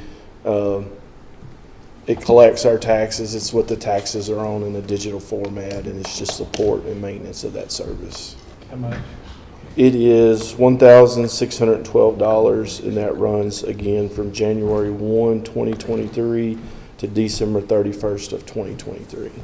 So moved. Second. Of a motion and a second, to have any discussion? Not, roll call, please. Davenport, Yes. Goodman, Yes. Wilkes, Yes. Parker, Yes. Crawford, Yes. Bowden, Yes. Baker, Yes. The third one is for, it's for basic tax display and support system. This is where they, basically, it's the support and maintenance where they go online and view their tax bill as an individual. So it kind of sounds similar to the other one we just did, but it's not. This was the first of the service that we had started. Basically, you could go onto the online and look up your own tax bill, but that's far as you could go with it. Is that something the banks use a lot too or something? Yes. Yeah. So this is just the maintenance and support from January 1 to 2023 to December of 31, 2023. And it's for the support of the online view and payments support. So moved. At an amount of $218.40 cents. Have a motion? Yep. Do I have a second? Second. Have a motion and a second, any other discussion? Sorry, I thought you was doing it. That's all right. I was trying to get all the dollar in. That was the easy one. That was the smaller one. We didn't pay the bill. You didn't even, I know, but I didn't, you know. He wants to make sure all the Yes, dots are yes. dotted. Well, and I want the court to know that, you know, we have this availability, and it's going to grow each year, I think. Just like from October to December, we've had 250 people utilize that online service, so it's, And there are agreements that must be signed by the Yes. judge, and you want to make sure. yeah, that too. Supposed to do that. Agreed. Roll call, please. Davenport, Yes. Goodman, Yes. Wilkes, Yes. Parker, Yes. Crawford, Yes. Bowden, Yes. Baker, Yes. And on the last one, this is the paper tracker annual fee. What this is this is how we process our civil paper service. We get papers in from the court or from online now. A lot of our papers come in online. So they print them out, they put them in the system, they're assigned to officers with court dates and stuff like that. So that way we can keep up with who got what paper. If somebody calls and says, hey, my paper, where's it at? It didn't get served. We can go back and we can track that much better. And that may be a system that Scott may be able to help us with down the road as a simple program, but Guts does all of our tax service, and it was a service they had offered us last year. So I know Scott's got a lot, and if that's something, I'd talk to Scott maybe about utilizing a server at the agency, and that may be something we can get rid of next time it comes up. But so that one is for, again, the paper tracker annual fee, December 1 to 2023 or January to December 31 of 2023 for $1,404. So moved. Have a motion, do I have a second? Second. Have a second. Any discussion? Roll call, please. Davenport, Yes. Goodwin, Yes. Wilcott, Yes. Parker, Yes. Crawford, Yes. Golden, Yes. Baker. Yes. And that's all I had on that one. Thank you, Sheriff. Yeah. All right, let's circle back to item number 2, which is the open bids. Kelly, you got us an answer for the questions we had. According to the paperwork, the bid from Hunt Chrysler was going to be a 6 to 10 month, is that correct? And he verified that they do have the availability to get the pickup truck from Newton pretty quick. It's sitting on another lot, they just have to do a transfer over, but it is available, so it's available for that. I don't know Make a who. motion to approve the bid from Newton Chevrolet, which is a 2023 Chevrolet Silverado, $42,735. Second. I have a motion and a second to accept that bid. Do I have any discussion? If not, roll call, please. Davenport, Yes. Goodwin, Yes. Wilcott, Yes. Parker, Yes. Crawford, You're not sure?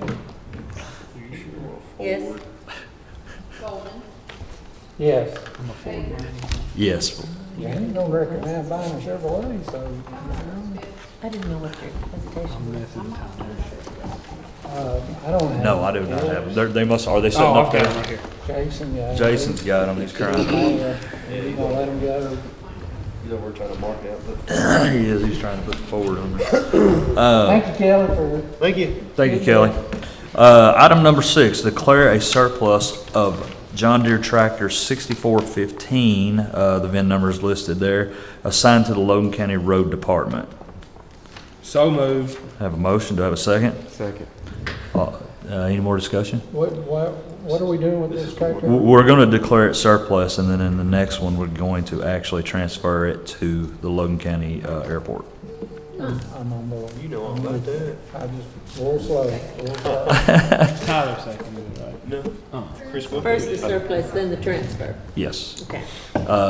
Yes, I need a roll, any discussion? If not, roll call, please. Davenport, Yes. Goodwin, Yes. Wilcott, Yes. Parker, Yes. Crawford, Yes. Golden, Yes.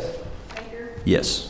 Item number 7 is taking the tractor of the John Deere 6415 with that VIN number listed and transferring it to the Logan County Russellville Airport and removing from the Logan County Road Department inventory. So moved. Second. Got a motion and a second. Any other discussion? Yeah, just a question. Is that Yeah. like an interagency, Interlocal agreement. so like what allows us to do that? me and Karen really had to dig into this to see if we can even transfer it to them. With it being like another governmental agency, you can transfer them. Surplus property can go to a lot of different people. The idea to get it in the hands of somebody that can use it when you're not. We've given them, Bush Hog. It was a The long airport time you're talking ago. We gave them a courtesy car. I don't know where we came across that courtesy car. Man, did you use? Sheriff's office. Sheriff's office, okay. I guess I could understand, I understood it more like if you gave it to the sheriff or the jail, but I guess I didn't know sort of what the structure of the airport was. if that We was own it. different. They're one of our boards, so You're right. we do have. So like East Logan Water District or North Logan Water District, is that similar? Different. They don't work as a board of our putting together. We put that board together, the Russellville and Logan County Airport, or Russellville and Logan County put the Russellville, Logan County board together, so they work. But you do put the board together like East Logan and North Logan. We could Water.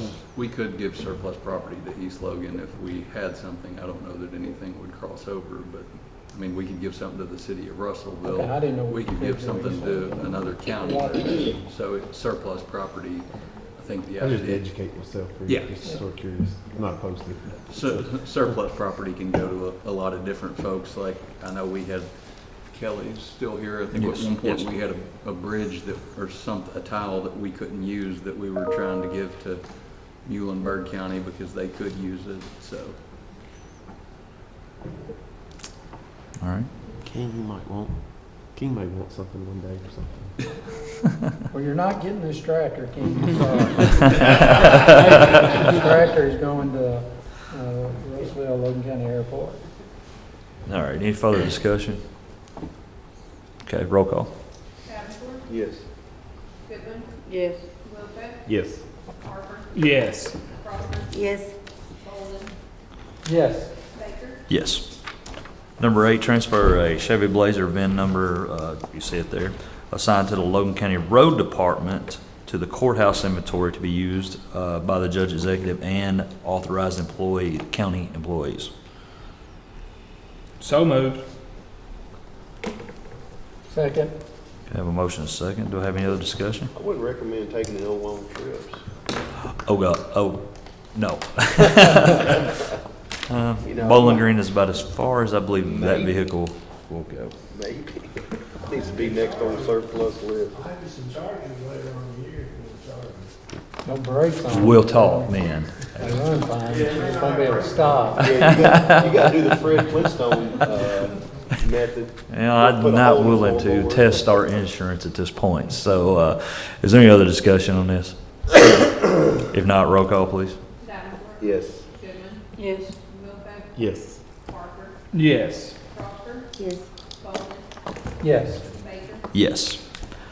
Item number 9, approve to advertise for the rail wall project at Mott's Lick Creek on J. Will Stewart Road. Jason, do you have anything you want to add to that? No, we can just tell the court what it is. Yes, please do. There's a section, it's 95 foot long of this creek that it runs off of a hill and it comes into the county road, and when it hits the county road, it turns and it goes down the creek, and then it goes under the road, and it's washing in under the road. So we've met with the NRCS office and we've met with contractors out there, and there's several interested in bidding this project. So we need to put it out for bid, and the NRCS office, we're getting state, or is that federal or is that state funding? Amanda, is that federal funding that pays for that, or is it state? It's coming through the state. Yeah, so we'll get state funding to reimburse us for that project. So is it like a design build Yes. kind of deal? Yeah. Well, I'd recommend that you put the task of the permitting into that design build effort, because just like the permits you had to apply for from the Corps and Division of Water because you're going to be impacting the stream, right? Mhm. Go ahead and make that the responsibility of the contractor to apply for those. I believe we've already done that, haven't we? Well, I think that was on the cleanup. Correct. Yeah, this would be two separate deals, which Okay, my requires the same apologies. permits. What Chris said, Yeah. So if it's sort of like a design build, then include permitting too. Correct. So when they give us the scope of work, we just need to let Chris look over it and see. Yeah, I mean, because obviously he has nothing else to do. Council, Or add what he said to it if we're able to. We can do that. We can do that. I'm just trying to put that responsibility off you all, just put it on to them, so they're gonna be the ones responsible for adhering to it anyway. we're gonna make you responsible. Well, you did kind of become IT guy for about 3 years. Yeah, well. Thomas is the I county have roofer. gladly handed that torch over to Scott. So we can definitely use Chris. Yeah, that's right. Your turn. Do I have a motion for that? Hiring a county engineer before. Yeah, there we go. I'll make a motion to approve to advertise for the rail wall project at Mott's Lick Creek on J. Will Stewart Road, including the permitting. including the permitting. There's the contractor All right. responsible. I have a motion. Do I have a second? That was a good suggestion. I'll second it if you didn't get the second. No, it didn't. No, it now has a motion and a second. Any further discussion? If so, direct towards Chris, please. Are you okay? I'm gonna do you. No. Is that- Since he's now over all this. Decision for you about cleaning this creek up? I Give him just a few more minutes. The Lord is over here deep in prayer. I appreciate it. Well, thank you. I need it. All right, let's have a roll call on this, please. Yes. Yes. Yes. Yes. Yes. Yes. Yes. All right, Thank item you number for bringing that 10. up, Chris. That's a- Discuss new roof at the Logan County Detention Center. This was the amendment to the current agenda. I jumped ahead of myself on the requesting for a roof, a new roof to be put out to advertise for bids, so earlier, but that's what I'm requesting.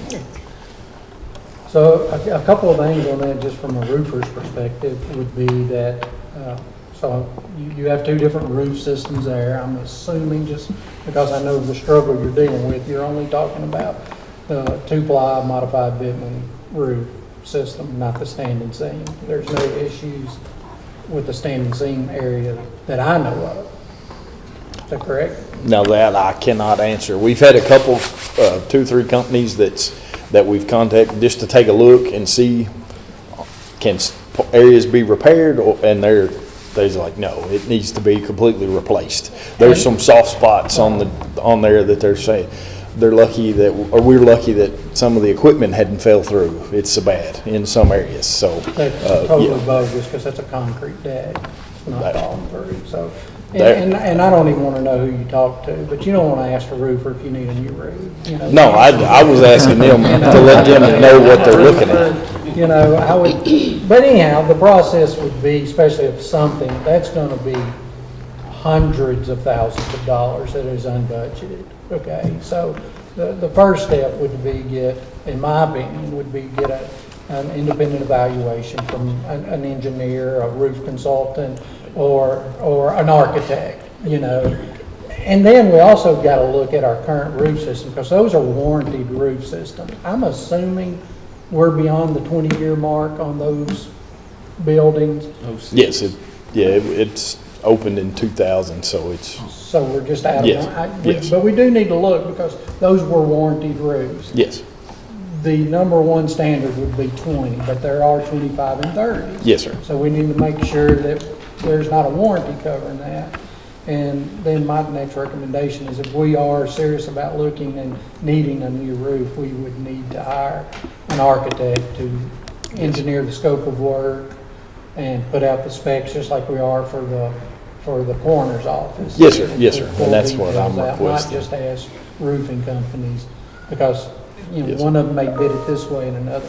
Other thing you got to go to is to your people at the jail, at the state, because they're going to have a standard of what type of roof you could use and you can't use, because it's a jail facility. Yes, sir.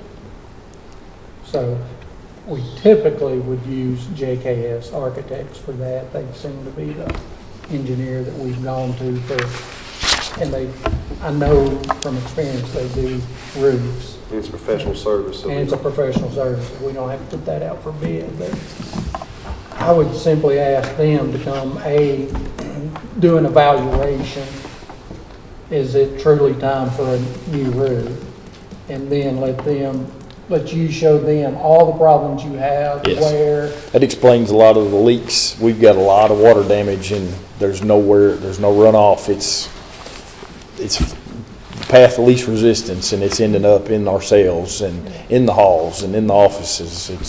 It's an issue for sure. Chris may know that concrete deck. It's got a word for that, structural concrete deck, something. But anyhow, I mean and it literally could be leaking 60 feet that way, and find its way over there. Right, because it's just structural concrete. And it's not porous, so it's going to come to wherever the first penetration is. So, but you may very well be at the end of your service life on that roof if it's the original roof. And it is, yes, sir. It is, yes, sir.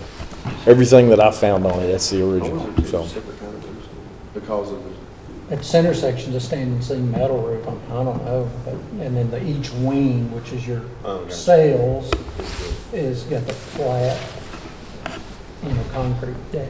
Okay, are we making a bid for sealed bids, or what are we doing? No, Do we need to advertise for requests for proposals for? Or you want an architect to look at it first? we don't have to do that. Professional service. Professional services, you don't have to bid out. Okay. You just have, I'm speaking out of turn, but all you have to do is contact JKS and have them over do an evaluation like Thomas said.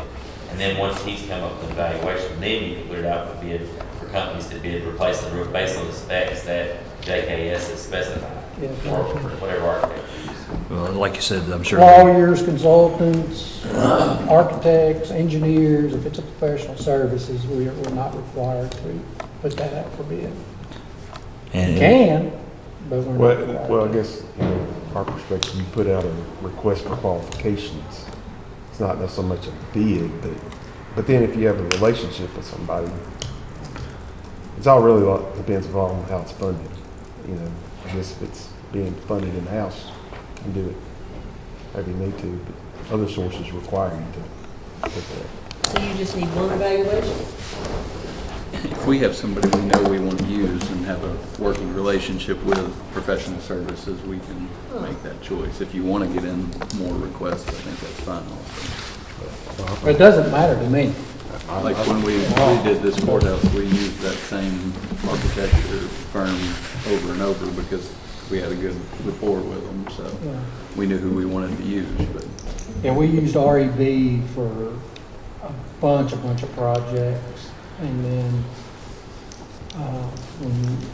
when there became a local interest that owned JKS, just to support our local people, we because it's the pricing is about the same, we just moved to JKS. So once they do the analysis, then we put out the bids. Correct. If the analysis came back and said, yes, you need a new roof, they would. He'll put specs together just like we did for a truck. Okay. Okay, I was just, Just a little more sounds like the detail. trucks. All right. Yeah, there'd be plans Okay. and All right, and put it out for bid. sounds good, thank you. Learning here too. So do we need to go But it ahead? doesn't matter to me. I mean, I don't, for me personally, but we have 4 new court members. I don't need to put that, I know what JKS can do, and I know they can do roofs. Well, Joe just said they have somebody that they feel comfortable with using. no, I'm saying. in the past, that I say we've we just had- make a motion to allow the judge and the jailer to work with JKS on getting an evaluation of it. Would that help? that would do. That'll work. All right, that's my motion. Second. Okay. We got a motion and a second. Any more discussion on that? There's a smile on the face. That's all right. No other? Roll call, please. Yes. Yes. Yes. Yes. Yes. Yes. Yes. So if that does go down the path of needing a new roof, we gotta talk about where that money's coming from. I can tell you what that, It's 22,000 square foot. I can tell you Flat that, roof. yeah, that's gonna be a lot of dollars. It's how many square feet? 22,000 square feet of flat roof. I can give you a budget for that. And that's within 10%. But he needs it, so. Is all the roofing on that jail original? I'm what assuming. she said. And it's Fairly been certain. I patched. thought it was built in 06, but y'all said 2000. No, $500,000. they started it in 98. Huh? What do you do, get on Google Maps and measure it? Yeah, 98. Opened in 2000. He said it started in 98. Yeah, they took them 2 years to build it, and it's opened in 2000. Yes, sir. Yeah, that roof's old to be a flat roof. Yeah, based on the numbers you said, you're talking about $500,000, and that would be a low number. Very conservative, very conservative number, I would say. You're gonna keep. It's gonna depend on what the state says, they're gonna have some requirements on your roof. No, we're keeping up with state jail standards on everything. And yes, sir. Yes, sir. Thank you. Thank you, Jailer. I'll get with you later this week and we'll sit down and talk about it. Is that like the Conklin or the Duralast, or what is that? Well, it doesn't matter, they're all gonna be. But it's the it ain't rubber. Conklin, but, it's not a membrane roof either. No, it's not a membrane. It's Does not it what's have to up there stay now, Oh, yeah. It has to stay flat. You can't give it some pitch. Well, I guess you could do anything you want You to. got equipment but sitting on that flat roof, right? You're talking about a whole different You just want to tear the building down, rebuild it. If you don't Well, do see, that. that's my question. I wasn't trying to You gotta take all those dissuade. That just mechanicals seems like to me off. that's gonna lend itself to greater leaking. Usually within budget, until you start talking about moving roof lines. All right, let's That makes the engineering continue on. I don't think we have any reason for executive session, so we're going to move into the post agenda. And Joe? Yeah, and Stefan with Silicon is here, and as you all recall, after our last meeting, we talked about getting a local institution to do the decommissioning bonds, and I think some of us tried to look into that, and it didn't really seem like it was feasible, and I think that's what he had found, was that the market for this is in much larger companies. So they are proposing a company called Everest Recommission. Is that the name of it? Everest Reinsurance. Reinsurance. Come on. I think it's just with the amount of this, it's probably more than what our local banks could take on, and the price of that would also be substantial for the local bank to charge. I know we talked to some and asked about it, and to date I haven't heard of one that really participates in that business. So I would be comfortable with us writing a letter to use that company. They do look like a publicly traded company that is in good standing.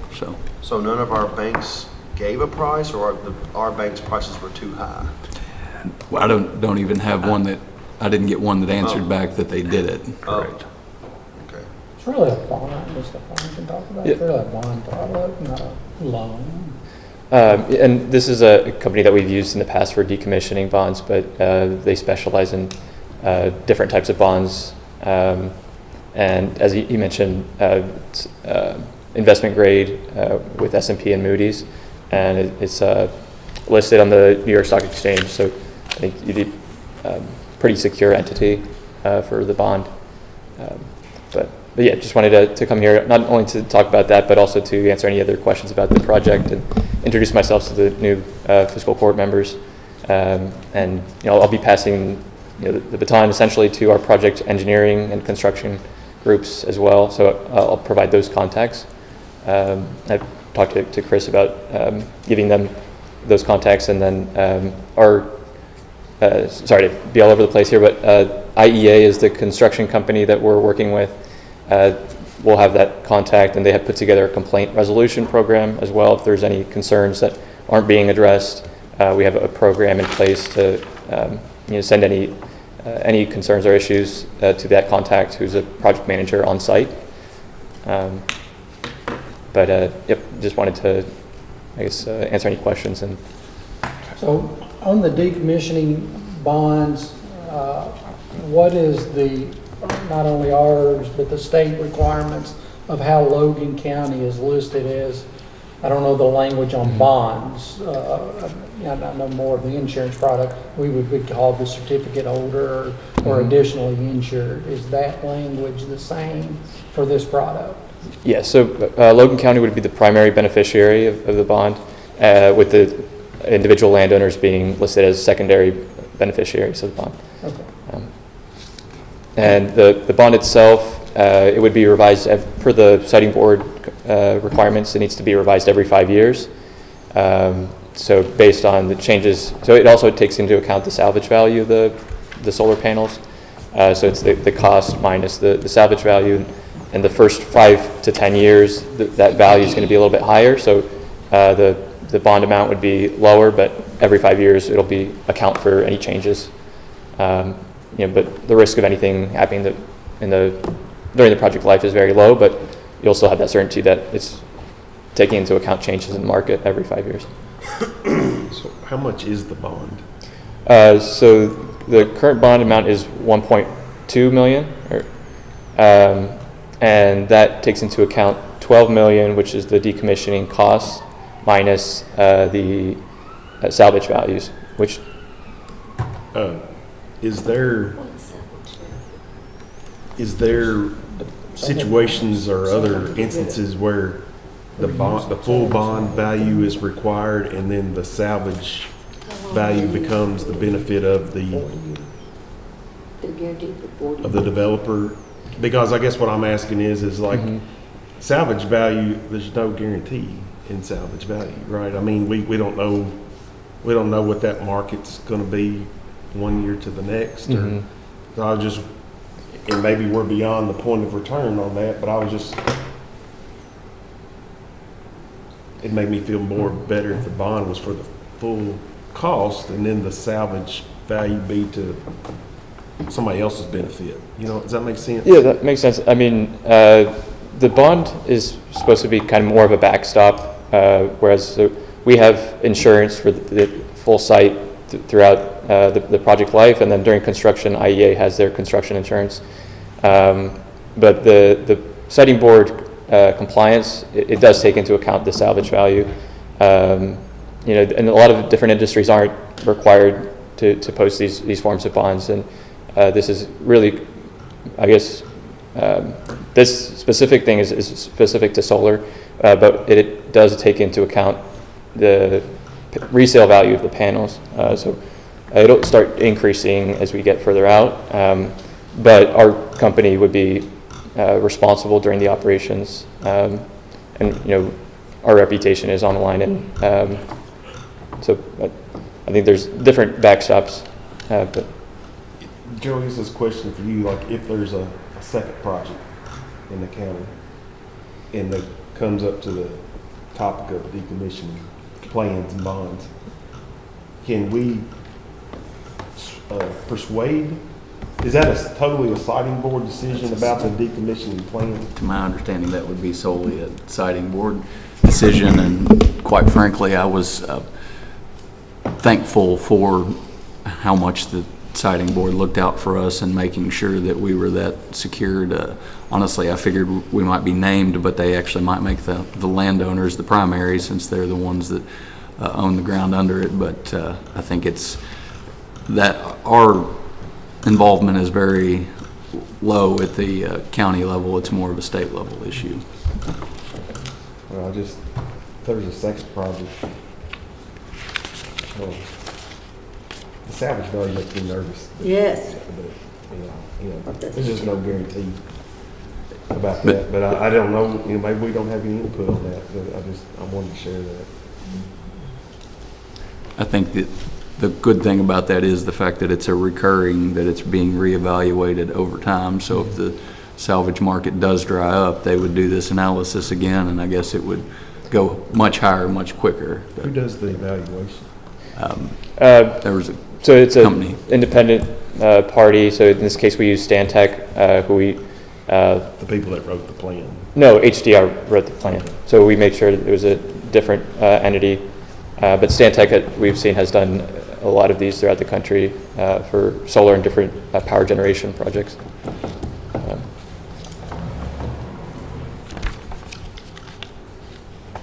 And I'm assuming that if the solar generation project here is sold, it still requires the decommissioning bonds. How is that handled? If Silicon Ranch decided at year 10, hey, we want to sell the Russellville location, it just, for whatever reason, and you sell that to company X, what is the language, both state and county, that requires that decommissioning bond stay in place?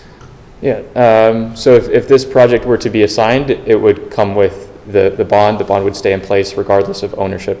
So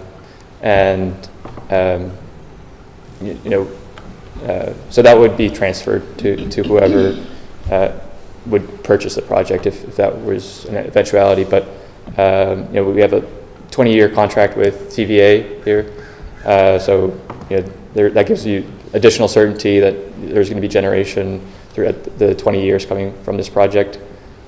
We've never decommissioned a project in our lifetime. We've only been in business for about 11 years, but even the longer running independent power producers, 20 years, many of these still haven't decommissioned a project. So there's a legislation, I don't know if it's passed yet or in talks now. So is our plan consistent with that legislation, or if that legislation changes, does our plan have to change with it, or is it a grandfather sort of situation? I don't know what the existing legislation is. My thought, and I mean, he can say something different, but my thought is that the plan that we entered into with the siting board would control, and most likely certain aspects would be grandfathered in. If there were any major changes, there might be some regulatory oversights, but that would be my thought. Typically, if somebody starts something and the law changes afterwards, then a lot is going to be based on the prior existing law. And my understanding is that this, our plan is compliant with what's being proposed in legislation. I think the legislation is trying to codify what the siting board has already started to require, which is these decommissioning bonds that are reviewed every 5 years. Because I think there's something in there about like an annual notice or policing of that. If I've I'm not sure about the specifics, but that's what I figure is, like, you know, hey, we talk about this today. Hey, everything's running smooth for 5-10 years, and then 10 years we look up and we're like, where's that bond at? Is it current? Well, I mean, Amanda's got to have a copy of that on hand, so her predecessor would be the one for you all to inform when you change over that the importance of making sure that's there. Not to call you out, but it says she would hold it. And she's been here for all these meetings, so she knows how important it is. We have solar on our house. And the power company that put that in, the solar company, said that every year there's a depletion of power. How much is yours? Yes, I think the yearly degradation factor is maybe 0.8% per year. So, you know, getting to like year 20, there's going to be a decent amount of degradation. In 40. And in 40 there would be more, but I think at year 25 there's what's called essentially a major refurbishment where a certain number of panels would be replaced. And your company does that? And our company does this. Replaces? Yes, ma'am. But just also just to make sure I'm totally clear from the what you announced, I guess a few meetings ago. So pilot is out, IRBs are out. Yes. On this project. But from a property assessment, tax assessment, it will be assessed at a higher value than its current use, correct? Is that a state call? I mean, like Mr. Rainwater doesn't go out there and assess the solar farm, right? Because that assessment comes from the state. That's what I've been told in the past. But, I mean, it might be somebody else other than him doing it, but they would work in conjunction with him.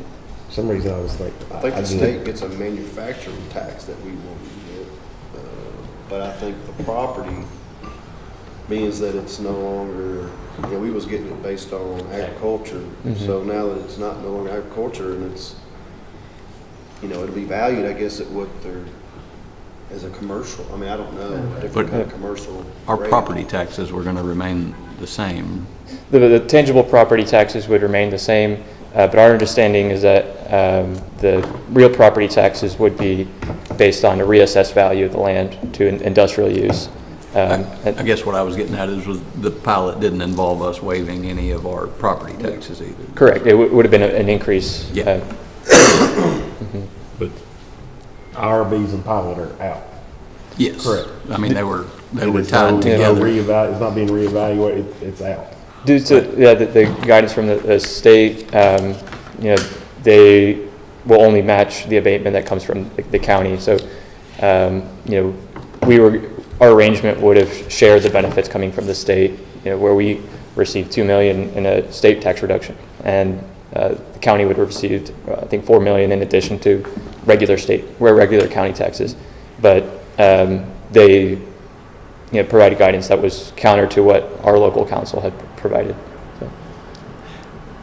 It doesn't exist now. I mean, that decision of whether there was to be another agreement, that's not for mine to say. That would be up for you all, but they haven't even proposed it. So that basically you all have to find different financing than you had been relying on. And I don't know of any desire on either side to go forward with the the bond project. So my question is who pays the bond council fees that we? I mean, we would have to, since we don't have the pilot agreement to. My personal opinion, I don't want to sound rude, but I think we spend enough county resources, time and money on this project, and I'm ready to move on. You know. And we're more than happy to reimburse those fees, I think. Yeah. That would be very nice. Well, I think that's a very good point. Is that in writing? We can put it in writing. Is that something that we paid that? I mean, is that a deal that's been paid? We have not, but if he Yeah, says it, you can provide that. Amen. That will assuage some worry. I got a pen. You write it on the back. Now, I don't even know how much it is, but I know he come down here. It was like $8 grand. Yeah, I think it's somewhere between 8 and 10. We'll follow up on That's that. respectable. Okay. All right. Any further discussion? So Stefan may educate us all, because I get confused too. The additional tax revenue that the county can anticipate, because I know the property tax portion of that is not that large. It is money, because we're taking land that's valued at ag prices, which is about $1,000 an acre, versus it's now going to be considered manufacturing or whatever, which may be $10,000 or $12,000. That's obviously some money, but what is the other additional tax stream that would be generated from this project that we're currently not seeing? So you mentioned the real property tax aspect based on the reassessment. Separate from that, the county would still receive additional taxes from the parts of the equipment. The majority of the equipment is only taxable, as Tyler mentioned, by the state as manufacturing machinery, but there are certain components of everything that's being constructed that would be taxable locally as tangible personal property tax. I think it amounts between 1 and 2 million based on what's actually taxable. 1 and 2 million in taxes, or in taxes. And is that yearly, or is that? I think that's over the 40-year life. Okay.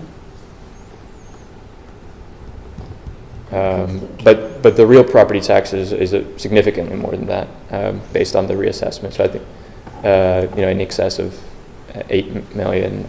It really depends on the PVA's assessment, but I think we had spoken to the PVA previously to come up with some estimates, and we expect it to be a significant number. And that's where I was going with Logan. I didn't know, is that a local assessment or is that a state assessment? I think that they do the assessment based on state compliance. So the way they go to the state for guidance on how to assess it, whether it's an income approach.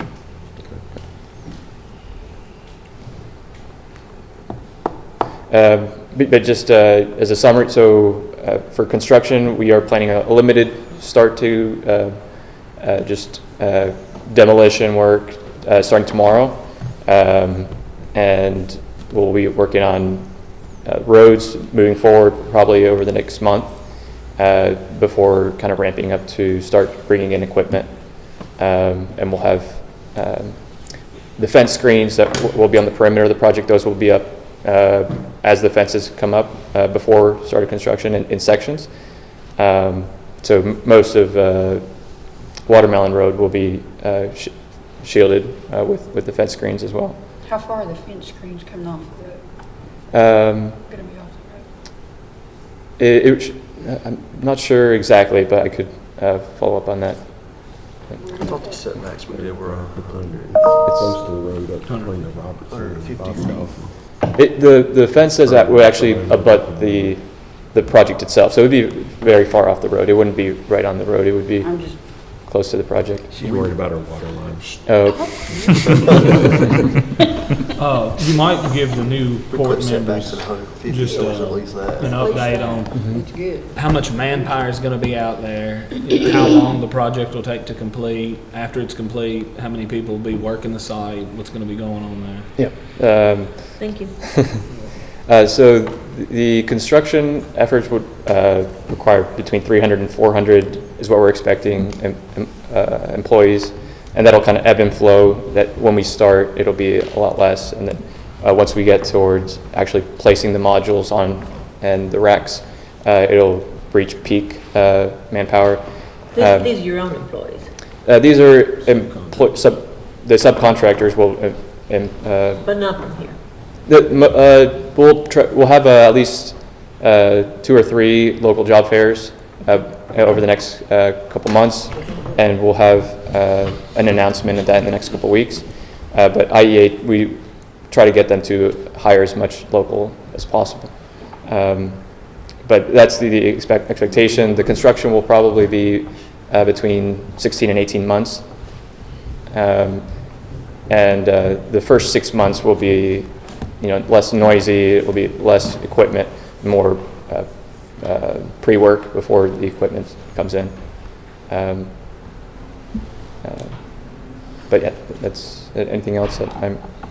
And just to reiterate the benefit to the county as far as taxable, and you getting occupational tax, property tax, and then that tangible tax on equipment, whatever you said. But other than that, that's really the only monetary benefit to the Logan County. Just those 3 The 3 taxes, I'll get those done to you in a minute. And all the power, where does it go? All the power would go directly to TVA. So TVA is providing power to different commercial and industrial customers, like Meta. Corvette. Meta, and I think GM is a second customer. So they're Really? Meta Facebook. META? Yeah, Facebook. No, I know what that is. And the GM plant as well, but it'll essentially go into TVA lines, and they. Okay. So TVA determines? Yes, but we have a power purchase agreement with TVA. It's where we provide the power to them. Okay, so very likely Logan County won't get much of that except like that. Okay, gotcha.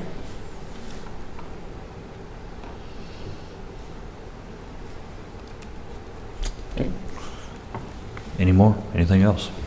I would just ask if you all wouldn't mind to authorize me to write that letter accepting their proposed decommissioning bondholder. So I can't do that without your all's blessing, but that would be my suggestion. I'll second that. That was wonderful. And thank you on the attorney's fees. That's very kind of you. Thank you. Thank you.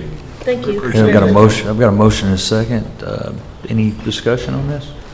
To let Joe write the letter? If not, roll call. Yes. Yes. Yes. Yes. Yes. Yes. Yes. All right. Do we have anything else proposed? I have nothing else. Anyone else? Does Pinnacle and EPB provide, prior to the new year starting, provided updates on broadband status? Have they come to court and given? No, they have not. Last time they were here was in November. I will reach out to them for the next meeting. Not only really for informational purposes. So Yeah, totally understand. But yeah, I'll reach out to them to see if I can get them here for the next meeting to give us I thought we just got that, or did I just? Well, we've got from Chris the with including on that. I'll reach out to Greg with LTC to have all 3 broadband companies it's a here. very popular question, so I just Very. that map's really the only information. Yeah, you that map though. So. Chris sent a map This area out. is So. gonna be done by this date. That's all. But I'll reach out to Penny Ryle, Russellville Electric, and Logan Telephone, all 3, and request that they come give us an update for our first meeting in March. EPB was about 8 months behind because of material, and they had gotten all that material in. And they was having some issues with some of the railroad crossing, they have to actually get permits for that. Yeah. And then there was like some insurance issues with that. It's been kind of a mess, but they've got all that situated. And I haven't been able to get an actual, of course, ain't nobody going to give me an actual date. I mean, it's all estimated, but I mean, I think 2023, they'll be done, EPB will be, but I'll let them come and tell us Right. what their ideas are, but I Right. just spoke to him the other day. 'Cause I was talking to him about something else, and I mentioned it to him, so. I know it's one day to get it built on the Yeah, infrastructure then built, go to correct, home. but then, of course, the follow-up question is, when can I get it to my house? Absolutely. Just because it's built doesn't mean they're going to connect you immediately. And what I'll do, like I said, I'll reach out to the 3 entities and make sure that, request that they come and give us an update. All right. Barely. Hey, We do. one of- Circle more than we do anything. Wait, Chris got something else? Kurt. I can wait. All right, Chris. No, I was just gonna bring up, I shared this with Phil, in a future court meeting, I'd like for us to talk about some sort of encroachment procedure or notice requirement about utilities in county right of way, cause, Right. we got made aware, Phil didn't tell the rest of you, we got made aware of a situation on Daysville-Gordonsville Road where fiber is going right smack in the ditch, 12 inches off the edge of pavement. And the road's been damaged and Right. it's quite a mess, and I know. This fiber is not part of the broadband build at this point. This is one feeding a cell tower for AT&T. I've been in touch with the engineer. Chris and I have both been in touch with the engineer, and I have been reassured that the road will be repaired. If anybody wants photographic information, evidence of it, please If we're see having those me. conversations with those people, we need to make sure we have it with the water departments too, because they like to just bust across the road. And not Well, us. what I was telling Phil though, I know in the past when I've been involved in those, we always make formal requests, and y'all have approved them, for each instance. If I'm not mistaken, I think on most of the local companies, we have a copy of their bond. I'm pretty positive on that. I think it's the companies that aren't local to us is the ones, and I agree with Chris 100% that we need to put a push more to make sure we have a bond on file for any work they do. That's already required, it's again, Correct. part of how do you enforce. But it's just the enforcement of. And I honestly didn't know if it was. Right. Well, Anybody who's making encroachment on our right of ways have to make that request, they have to put a bond in place and yada, yada, yada. So what's the consequence if it's not? And I guess maybe that's the subject, do we need to And put sheriff consequence? arrest them. Well, I mean, because it's going to come up to the issue with them putting it in the ditch. I mean, It they're needs to be a going, permitting part, that's the Yeah. problem. We Right. have this is what you gotta do, but there's no permitting. I think a lot of that is corrected when you have to come, apply, pay, and it's not about generating money. But, Right. Pay a fee, get a permit, and you say, I am going to go from here to here and do X, Y, and Z. Court looks at that, approves it, judge waits till the bond's in place. When the bond's in place, he signs it and gives it back to. Correct. When you're involved with the engineering service, when it's AT&T, I don't know who it is, AT&T gives a contract out, go put this fiber in, and, it's a wild, Correct. wild west. They go out there and call 811 and they go to putting it in. But if they're in the ditches. Yes. And the county goes to dig and like cleaning the ditches out after they've been Exactly. washed out, and the county hits it, they're gonna, They're that gonna needs to try. be an understanding also. Exactly, and that was, and trust me, the engineer with AT and myself had a very firm understanding that I was not going to accept that. That's great. And trust me, I'm working on that, Chris. well, I feel like, I honestly didn't know if we had something in place, but we need. I think it kind of goes along too with, our conversation of contractors licensing and permitting and all that. That could be part of that Has job. that contractor out there got a business license? I don't know. Nobody's enforcing it. I don't know, and that's the problem. We need to take care of that. I know with my time at Logan Telephone, and I'm sure the water company is the same, I know we had to reissue a bond every year saying we were Talking about that compliant to for a while. work and do that work. Who's saying where it goes? Who tells them where they can put it, or, I know there's an easement or whatever, but Right. oh, we're just gonna, and you showed me a picture, and they're just like inches off of the edge of the road. Correct. And then they're in the ditch, And- so who's out there saying, no, no, no? Yeah, It has to go up. And honestly, we don't have the manpower here to watch that. I mean, you were talking about hiring a complete department just to oversight and watch that, and which means that those prices go way up. I would love to have it say, yeah, we have someone to do it, but we just don't have the manpower here to do that.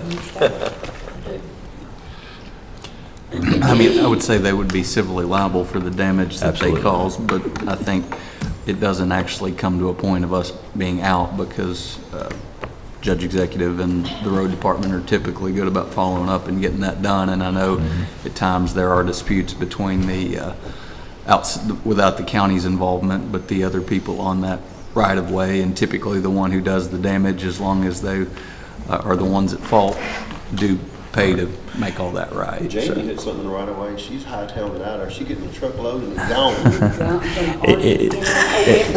This particular instance, The next 4 years is going to be fiber versus water fights between you two. on this particular instance, it boiled down to a landowner had refused right away, so that caused them to get on county right away. And from there, what they're telling me is they had a misunderstanding of what the actual county right of way was, and I am in the process of clarifying that. If your property owner denies use of their land for this, Yes, then that is when this occurs. Because I was never asked. Our farm, East Logan Water, they said there's too much rock in the right of way. They came up in our field. Nobody asked us, nothing. They were just up there with diggers and put the line in, and I said, what are you doing? And they said, eminent domain. I said, oh, really? My husband was overseas, so I had to deal with that. So I'm just gonna, I said, okay. I can't answer that question. Okay. Okay. That's on some shaky ground. That Yes, comes it was, in but Joe's ground right there. Every time it leaks, and it's leaked 3 times, the water line breaks, my field is flooded. I'm not They have there, to so come and lawyer, fix it so. because they put it in our hayfield. I'm not going to answer that question. Personal. All right, Sheriff, you have one other thing? Yeah, just real quick. I was going to mention it earlier, but I wanted to wait. You're buying lunch for everybody. I will. I've received a letter from a concerned citizen, so this is what started the topic of school resource officers. And then they also sent one to the newspaper. It was over an incident that occurred at the school. So I just want to let the court know that anything that happens in the school, the SRO is always part of that incident. I won't go into the details of it. It was a very young age children that brought a pocket knife to school and said some things that didn't go very well. So the school acted very quickly. The SRO acted quickly. We did an investigation. Everybody was talked to. Everybody was, the school disciplined and everything. The letter that I received as well as the newspaper received kind of indicated maybe enough communication was not done and wanted the whole school to be notified, which we do not do that unless it meets a criteria of was the threat a means to be carried out, and other factors go along with that. These were very, very young individuals that we didn't feel could carry out. It was just somebody said something wrong, and it was dealt with very swiftly. So if you ever have anybody ask about those things, the SROs and the schools work very, very well together on every incident. 99% of the time, the SRO is involved with school administrations on disciplinary issues. If it's not something that, even if it's just a school issue, they are generally together and communicating very, very well. So my communication to the court is to let you know that they are doing those very, very consistently. If someone brings something up that they feel like maybe should have been brought out to the public, myself or Mr. Mullins generally will make that call if it needs to be done. As you've seen in the past, we put out a release through Facebook and through the media that this was something that happened, and this is it's being dealt with, so people do know. But this particular incident, there were several factors in the age and the means to carry out. a statement that that child regrets making was not what we felt like we needed to communicate with every student and parent in that particular school system that day. So I just wanted to let you know that in case you saw. I think the school ended up making a little statement about it. Mr. Mullins did the other day on Facebook. So I did not make one, but you know, I'm sure the media is listening, and I've spoke to the media about it, and you know, they understand why it wasn't. So maybe that person that wrote that letter may hear this, and that we did acknowledge the letter that they sent out as a concerned citizen. Well, I mean, that's what y'all are trained for. Whenever something goes down and y'all make those decisions, I trust what y'all are doing. And believe me, I work for a school system, and I know that those, what you talking about, Paul, making a decision on what he's going to do, those things are not just something they just decide on a whim. No. It's a long process and thought out, and they're doing what's best for the school body as a whole. Yes, and that is always taken into consideration and is a huge factor. And to let the public know that the SROs are very active and they are always writing reports or dealing with things. And like I said, we put out information that we feel that is vitally important to the whole body of the school system. That'll be done. Not every incident is not going to meet that criteria, and we're very proud of that in a lot of ways as well. But to ensure the court and the public is listening, that we are very, very on the job as our SROs. They do weekly reports, things that need to be corrected or things that we work with the schools and let them know that. Oh yeah, I've seen their reports. They're pretty. They're very detailed. I'm very blessed with some SROs that are very committed and serious about what they're doing. So. And they're really connected with them kids. They are. They love the kids. They go to ball games. They do things beyond the time clock. I would just say, from my perspective, I'm glad the two of you all collaborate. But I do think, you all are there in their house to aid them. So yes. I think the school taking the lead on that sort of decision is most, if not all the time, going to be my advice, where you all do it as a collaboration. But it is.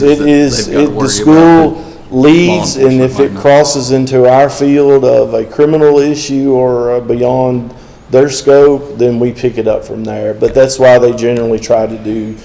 They're together on most of the discipline things, because some of that can be a future issue maybe or whatever. So the communication was mentioned in the letter, lack of, and I'm here to ensure that there is a very strong connection of communication with the school, the SROs. I can tell you the SRO initiative that we recently, all this that has taken place has been very successful. Extremely, yes. I've seen it firsthand. I go into schools and I've seen that these kids, my kids even come talked about something that they, with their SRO. Well, they taught us this today. Well, they did they're doing like assemblies with the kids and teaching them internet safety and stuff like that. It's just been really good. That is good. And it'll continue to grow as it grows. Like I said, we put together a very fast program, a very fast initiative, and it was very, very successful, and it will get better. So that's all I wanted. So just in case, any questions, communication. All right. All right. Thank you. Thank you, Sheriff. Anything else? Make a motion to adjourn. There we go, adjournment. Got a motion? Got a second? All in favor, just say aye. Yep. All opposed? All right. Question for you guys, Ron, here.